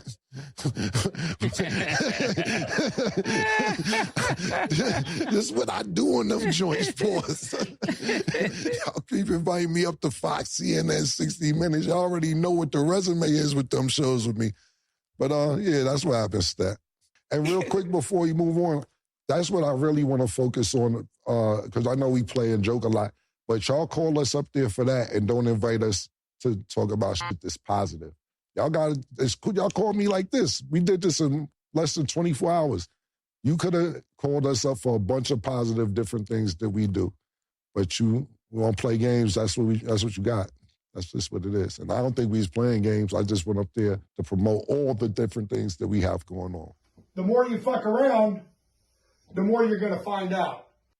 Yes, what's up? Yeah, mission accomplished. And I'm saving my takes for the documentary. Yeah. Good for you, Mace. I'm glad to hear that as well. Cameron's point is very well taken here. CNN tried to use him.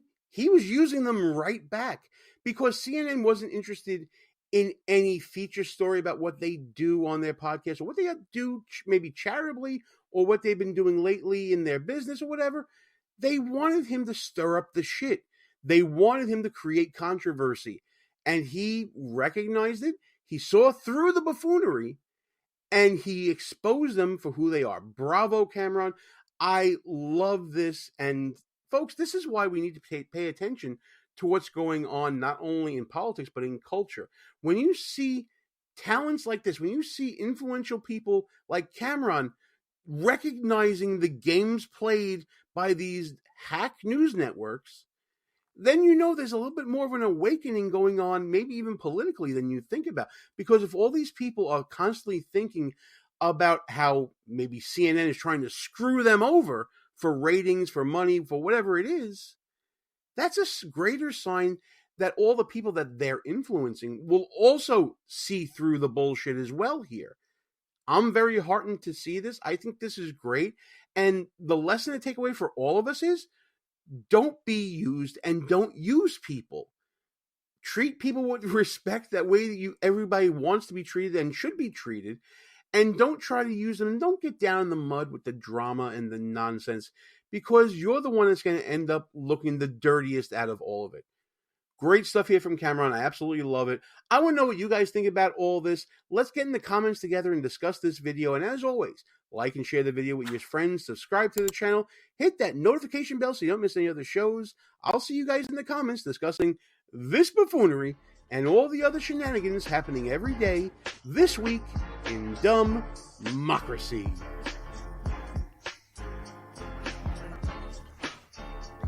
All right, and on the way out, don't forget you can always buy Gene's book, Schnooks, Crooks, Liars, and Scoundrels on Amazon.com. So go check that out if you are so inclined. We're going to take a quick break.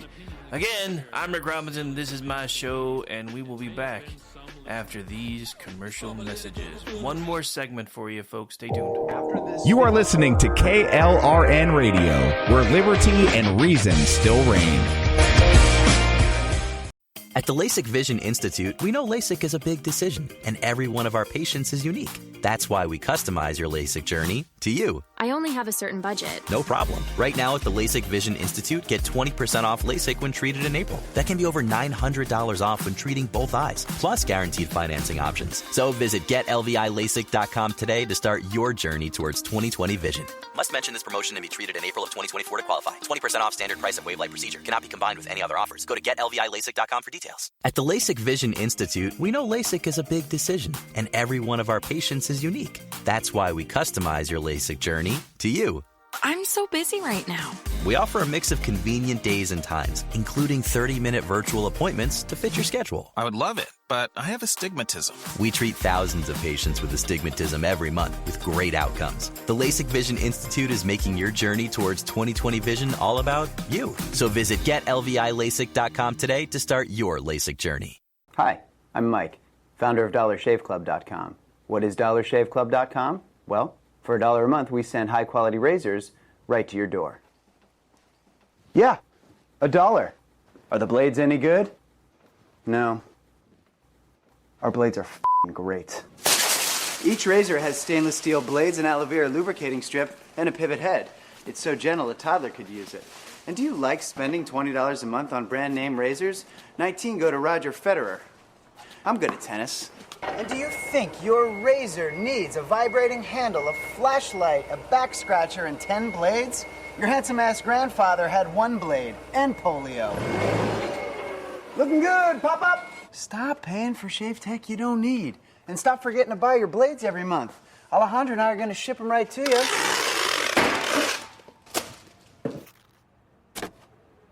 We're not just selling razors, we're also making new jobs. Alejandro, what were you doing last month? Not working. What are you doing now? Working. I'm no Vanderbilt, but this train makes hay. So stop forgetting to buy your blades every month and start deciding where you're going to stack all those dollar bills I'm saving you. We are DollarShaveClub.com, and the party is on. I know karate, I know jiu-jitsu, I drive like a gangster when I'm coming to see you, see you. See you, see you. Hi, everyone. This is JJ, the co-founder of Good Pods. If you haven't heard of it yet, Good Pods is like Goodreads or Instagram, but for podcasts. It's new, it's social, it's different, and it's growing really fast.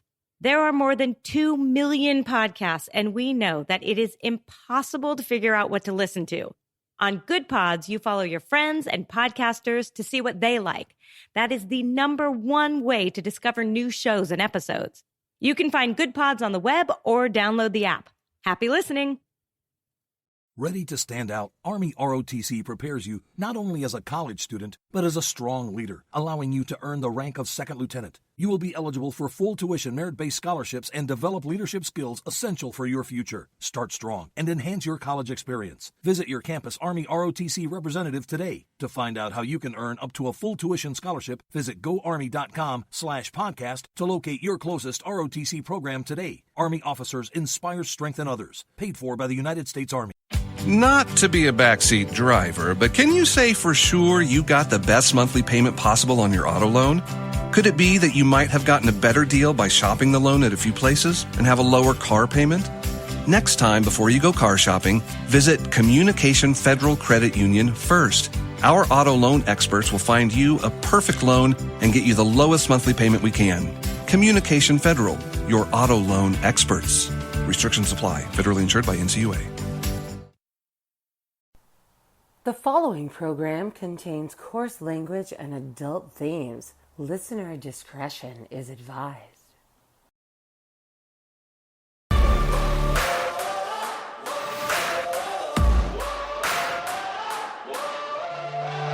Knock me down, all the demons creeping in. Oh, another round trading shots with my ego. Running can't tell me now. Your chains only drag me down. I've battled hard with the face in the mirror. Every scar makes me dig down deeper. Push it till there's nothing more.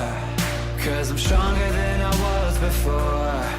It's time to stand up, stand up. Show me what you're made of. Hands up, hands up. Fight the fear, fight the fear. Rising from the ground, gonna make you a believer.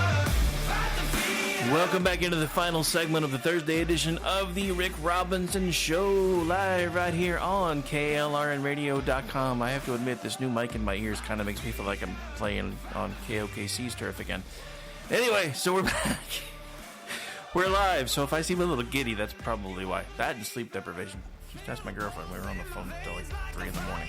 Anyway, so we're here. We're live. And I hope everybody's having a great Thursday afternoon. Thank you so much for hanging out. For those of you that are hanging out in the chat, for those of you listening live, Memorex, no matter how you choose to listen, thank you so much for doing so. The fact that there are literally millions of choices for podcasters now, because pretty much everybody has one now. The fact that you guys listen to so much that we put out is still astounding to me, still amazing to me, and the fact that it's slowly and steadily becoming my full-time career is something I never thought would actually happen. So thank you.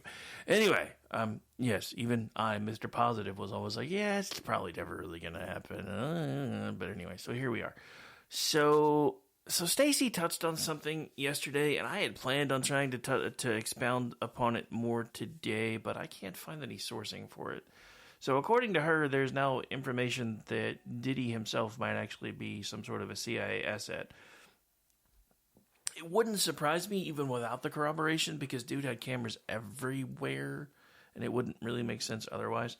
Kind of like the whole Ghislaine Maxwell and Epstein thing is that they were kind of working a combo CIA Mossad operation to keep everybody in power, in pockets, etc. So it could be. I haven't really been able to find any corroboration. The closest thing that I can see is from People magazine, and does it have a date? This was on May 17th. Former CIA agent Tracy Walden exclusively tells People that she predicts something will come down soon in terms of charges. So Tracy Walden, a former CIA and FBI special agent, says Diddy settled the Cassie lawsuit because of the hotel surveillance video that leaked as of Friday at the time this was written. Diddy never expected the video to get out, she says. Since this stemmed from a 2016 incident, she wouldn't be able to file assault or battery charges in Los Angeles. Walder said that the existence of the video really throws water on Diddy and his legal team's argument that the government used too much force in the search warrants. Sean Diddy Combs and Cassandra Cassie Ventura took a day to reach a settlement agreement after a lawsuit was filed last year, all because of recently released surveillance video, says Tracy Walder, a former CIA and FBI special agent. So, now look, I get it. Law enforcement's one of those kind of things to where one hand washes the other, and I talked about this with Stacey last night, with the FBI pulling the raid on Mar-a-Lago. I really cannot believe that somebody didn't reach out to Trump's detail and be like, hey, we're coming, this is what we expect you guys to do, because, these agencies are supposed to work together to a point in situations like this. And not to mention the fact that a lot of, Secret Service agents start out in other forms of law enforcement, much like we now have this person who is either a current CIA agent and former FBI agent, or vice versa, because it doesn't really specify. But apparently she has been affiliated with both. The cross-pollination that actually goes on in this country, to me, when it comes to law enforcement, and a lot of other things, actually, is kind of astounding, because we went from the whole reason we had 9/11 was because agencies didn't communicate well enough with each other, and the right hand didn't know what the left hand was doing, to now everybody's in bed with everybody else and they're all out to get us. And I don't know about you, but again, I've said this before, I'm going to say it again, 1984 was not meant to be an instruction manual, it was meant to be a warning. Unfortunately, it looks like we got there at around 2024 instead of 1984, but some of those dominoes have been in place for a long time.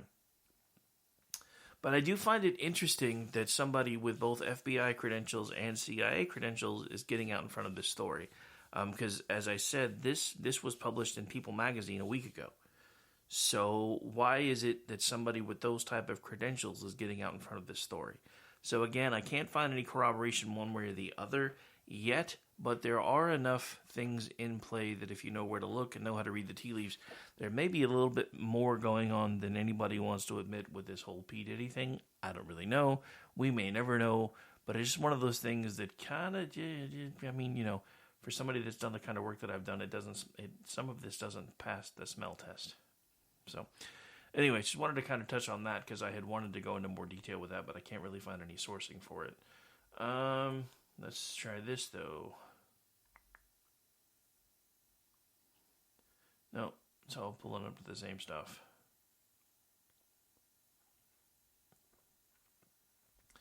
Alright, so anyway, let's find out what else we got on tap today. Let me go through my notes here real quick. Gonna change over to our friends over at The Blaze and see what they have to talk about today.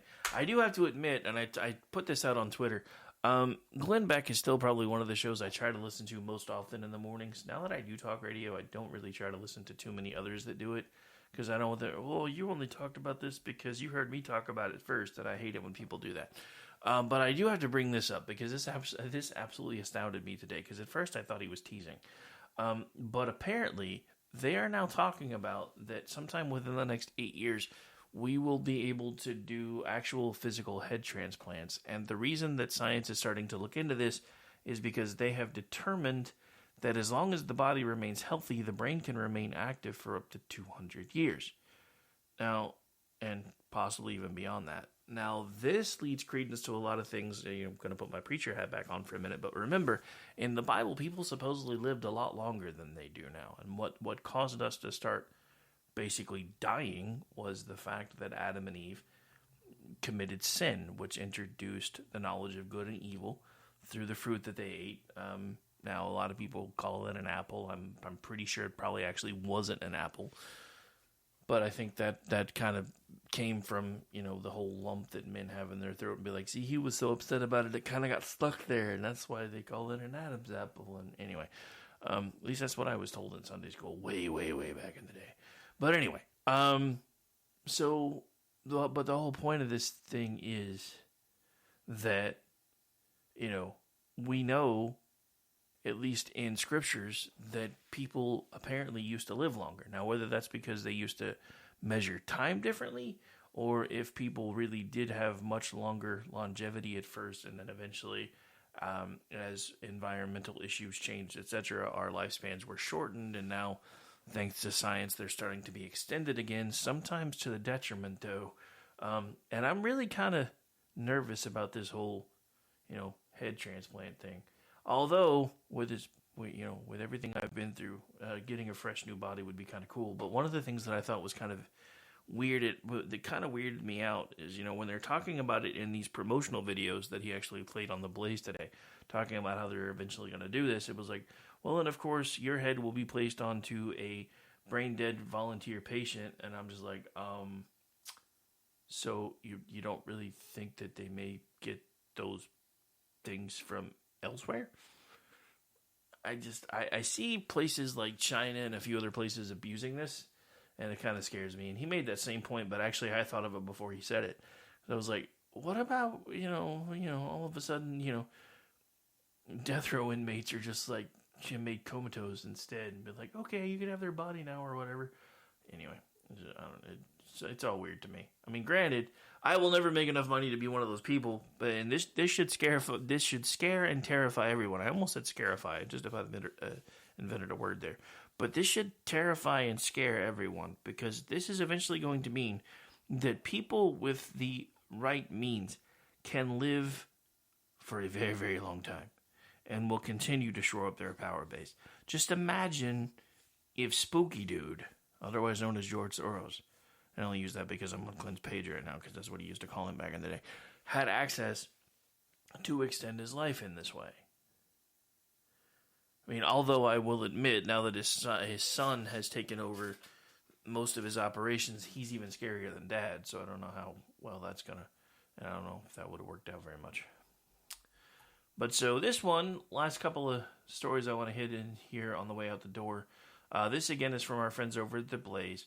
And I actually saw this on Fox News earlier today too. An illegal immigrant from Turkey is shocked at how easy it is to enter the U.S. And this is from Julio Rosas, May 23rd, 2024. No security check, no background check. The crisis at the U.S. border or U.S.-Mexico border is so apparent that even illegal immigrants are shocked at how easy it is to enter the United States outside of legal ports of entry, to the point where they are concerned about criminals being able to enter the country without any issues. Fox News national correspondent Bill Mulligan interviewed a man from Turkey who illegally crossed into San Diego sector near Jacumba Hot Springs. The man said he paid a Mexican cartel $10,000 to be able to cross through their territory on the Mexican side of the border. Said he was rejected multiple times for visa, so just decided to walk across illegally. In fact, America people is right, completely true. Who comes into this country? They don't know, okay? I'm good, but how if they're not good? How if they're killers, psychopath, something else? No guarantee of that, the man warned. Like no security check, no background check. You're worried about who's crossing the border? Mulligan asked. Yes, of course, because people are not normal, the man replied. Anyway, I'm going to let you guys hear it because it was weird trying to read it. Did you have to pay a cartel? Yes. How much? Around 10,000. 10,000? Yes. In fact, the American people is right, completely true. Who come into this country, they don't know. Well, okay, I'm good, but how if they're not good? How they're killer, psychopath, else? No guarantee of that. Why, like no security, no security check, no background check. No security check, no background check. You're worrying about who's crossing the border? Yes. Of course, me, because I'm like, people are not look normal. So this is coming from a guy who just paid $10,000 to cross the border illegally. When it was noted how the men had enough money to go through the visa process to legally enter, Mulligan said they had applied but were denied multiple times, so they decided to take advantage of the open border.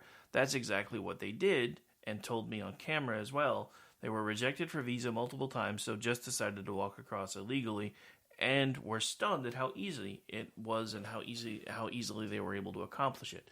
The San Diego sector is now the epicenter of the border crisis due to a combination of security efforts in Texas and northern Mexico. Illegal immigrants are being funneled towards the west coast portion of the southern border. Prior to the San Diego sector, the Tucson sector in Arizona was the main entry point at the border. And this is from him. As we were leaving the scene of one mass illegal crossing in Jacumba, California just now, we came across many more migrants walking down a road aimlessly after they just crossed illegally as well.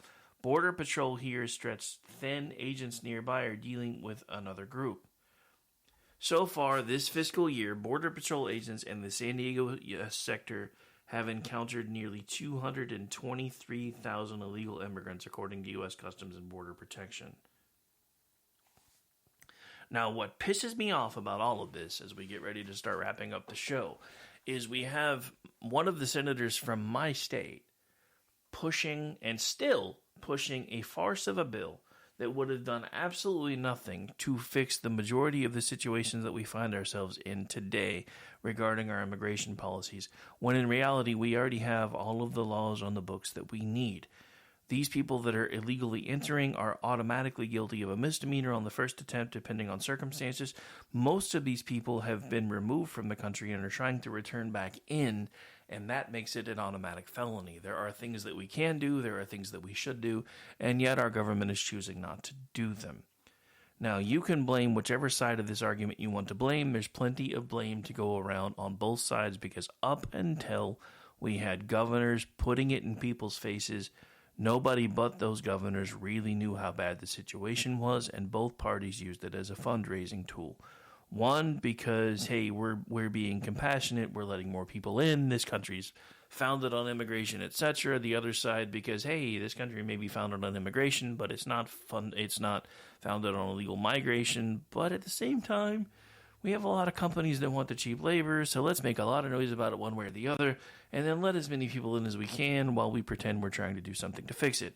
Just as a reminder, this has been a game that has been played against us over and over and over again, and they still have us picking up whatever banner we so closely align with and marching off to war against the other group, all fighting their battles for them, keeping us distracted while they don't really do anything to fix the problems, because let's face it, if government actually set out on a course to fix the things that are broken in this country, eventually they would work themselves into a state of obsolescence, if not completely being obsolete, and we wouldn't need them anymore. This is the conundrum. This is the problem that we have, because we have allowed this behemoth that we now call the federal government to exist and subsist and feed off of us for so long that we don't know how to stop it anymore. We are now the very things feeding the machine that we are trying to stop, because they now get access to our money whether we want to give it to them or not. And again, they keep saying, well, and Biden himself, well, if they'll just pass this bill, I'll immediately close the border. I have people that I have worked with that are conservatives who are mad at me about coming after Langford regarding this bill because I've read it. And some of it sounds really, really good until you get into the fine print.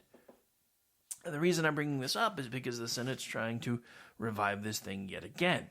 So there's a reason I'm bringing this up as we get ready to close out the show. But the thing that you need to keep in mind is, even with the harsher language that's in there, that says after so many encounters, the border's going to automatically close, except, and that's the part that everybody doesn't keep reading past that point, because what it actually says is, after so many encounters, whether they are turned aways, gotaways, whatever, once they reach a certain point per day, then the border is automatically going to be closed except for legal points of entry, which will then still be required to process people that are coming across the border. So the border would never actually close. Even if a sitting president, whichever party at the time, if this became a law, decided to enact that clause, because it's still up to them. This is the part that again, nobody wants to talk about, because Biden has all the laws and tools in place that he needs to be able to close the border now. He's choosing not to do it.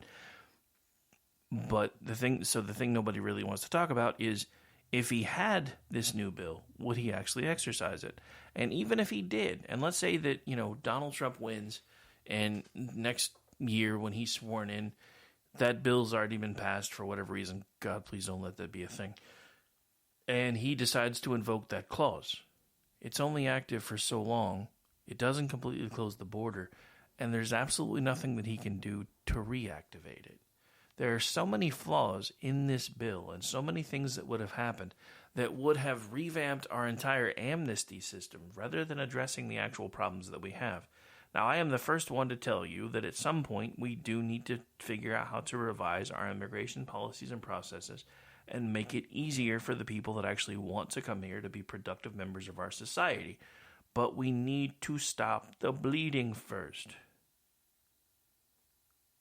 We are hemorrhaging. We have open wounds at our borders. Those wounds have to be closed before we can address the rest of the triage situation.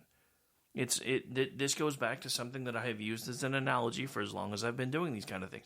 This is like the pre-flight checklist that the stewardesses and I guess they're called flight attendants now. Sorry, I'm old and I just offended somebody. Get over it. Anyway, so it's the checklist that the flight attendants go over when they're like, in the event of cabin depressurization, which if you're about to fly, please pay attention to this part. You're going to hear it again, but pay attention anyway, because Boeing. In the event of cabin depressurization, there will be a mask that will drop from a compartment above your head.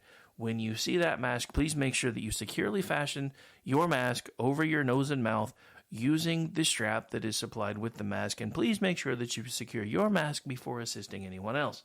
The problem that we have in this country is we are now so busily trying to assist everyone else that we have forgotten that we need to take care of ourselves first.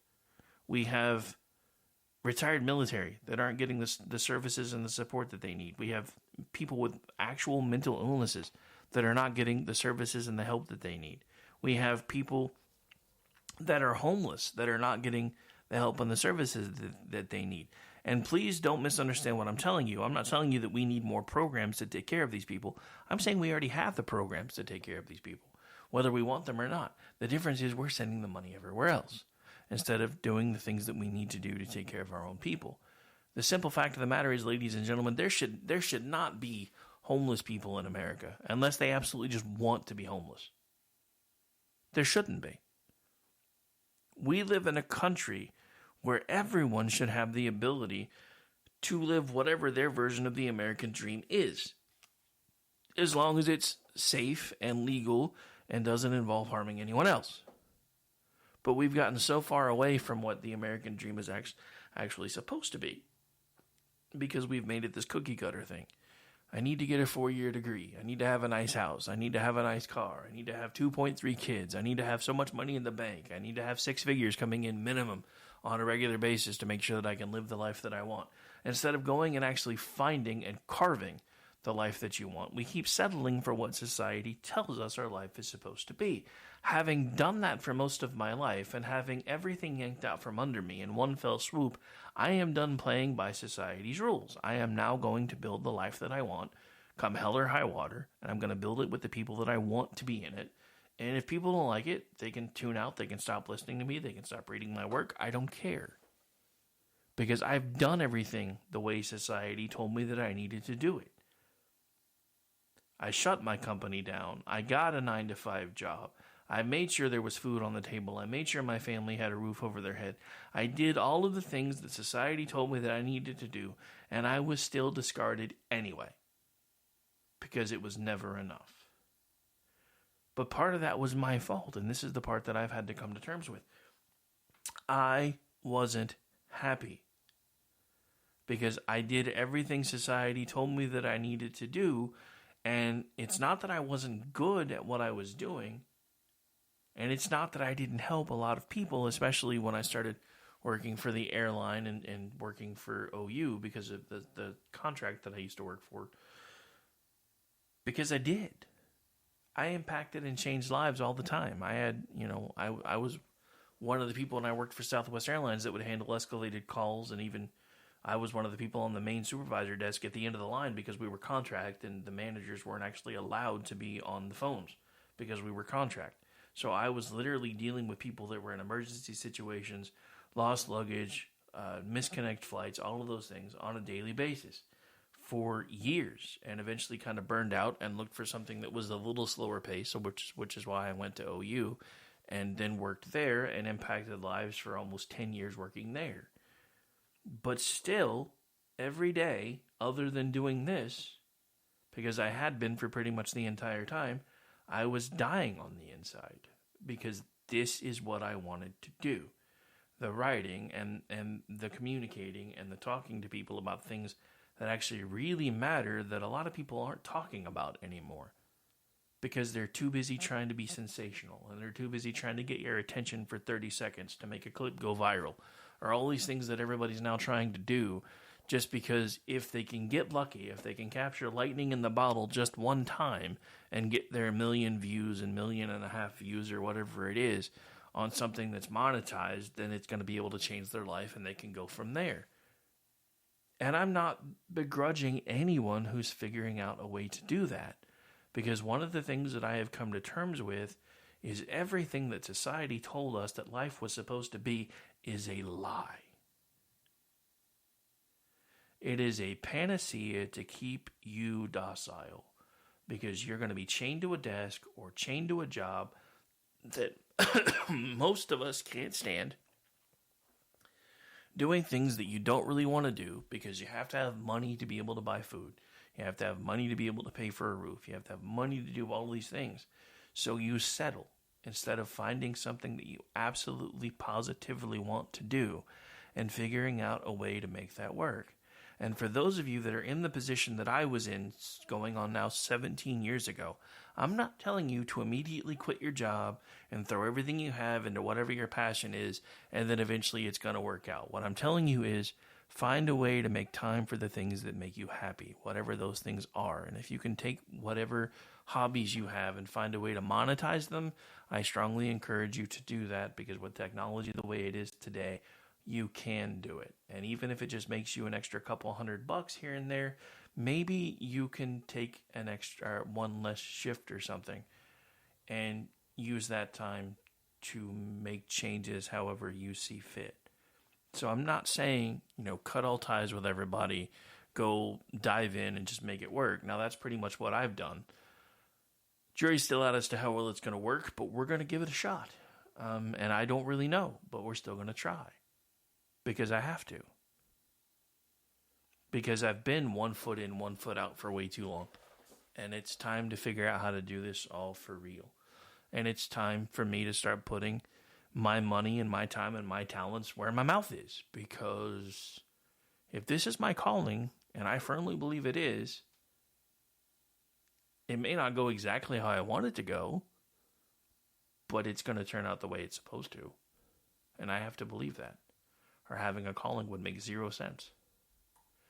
All right, we are a little bit long. I'm going to go ahead and get things wrapped up here. As far as I know, Jen and I should be back tonight for the Jen and Rick show. I am still trying to confirm that with her. I'm going to jump out here real quick and see if I can get some stories snagged so I can actually put out some Twitchy work between tonight and tomorrow, because I haven't done that much this month because life has been crazy. But we have reached the point where I do have to tell you that this particular show is over. What? Over? Did you say over? Nothing is over until we decide it is. Was it over when the Germans bombed Pearl Harbor? Hell no! Closing time. Open all the doors and let you out into the woods. This isn't over until I say it's over! Closing time. Well, that's great. That's just fucking great, man. Now what the fuck are we supposed to do? Game over, man. Game over. Closing time. Time for you to go out to the places you will be from. Closing time. This room won't be open till your brothers or your sisters come. I love you, Oklahoma. What a great crowd. I love you.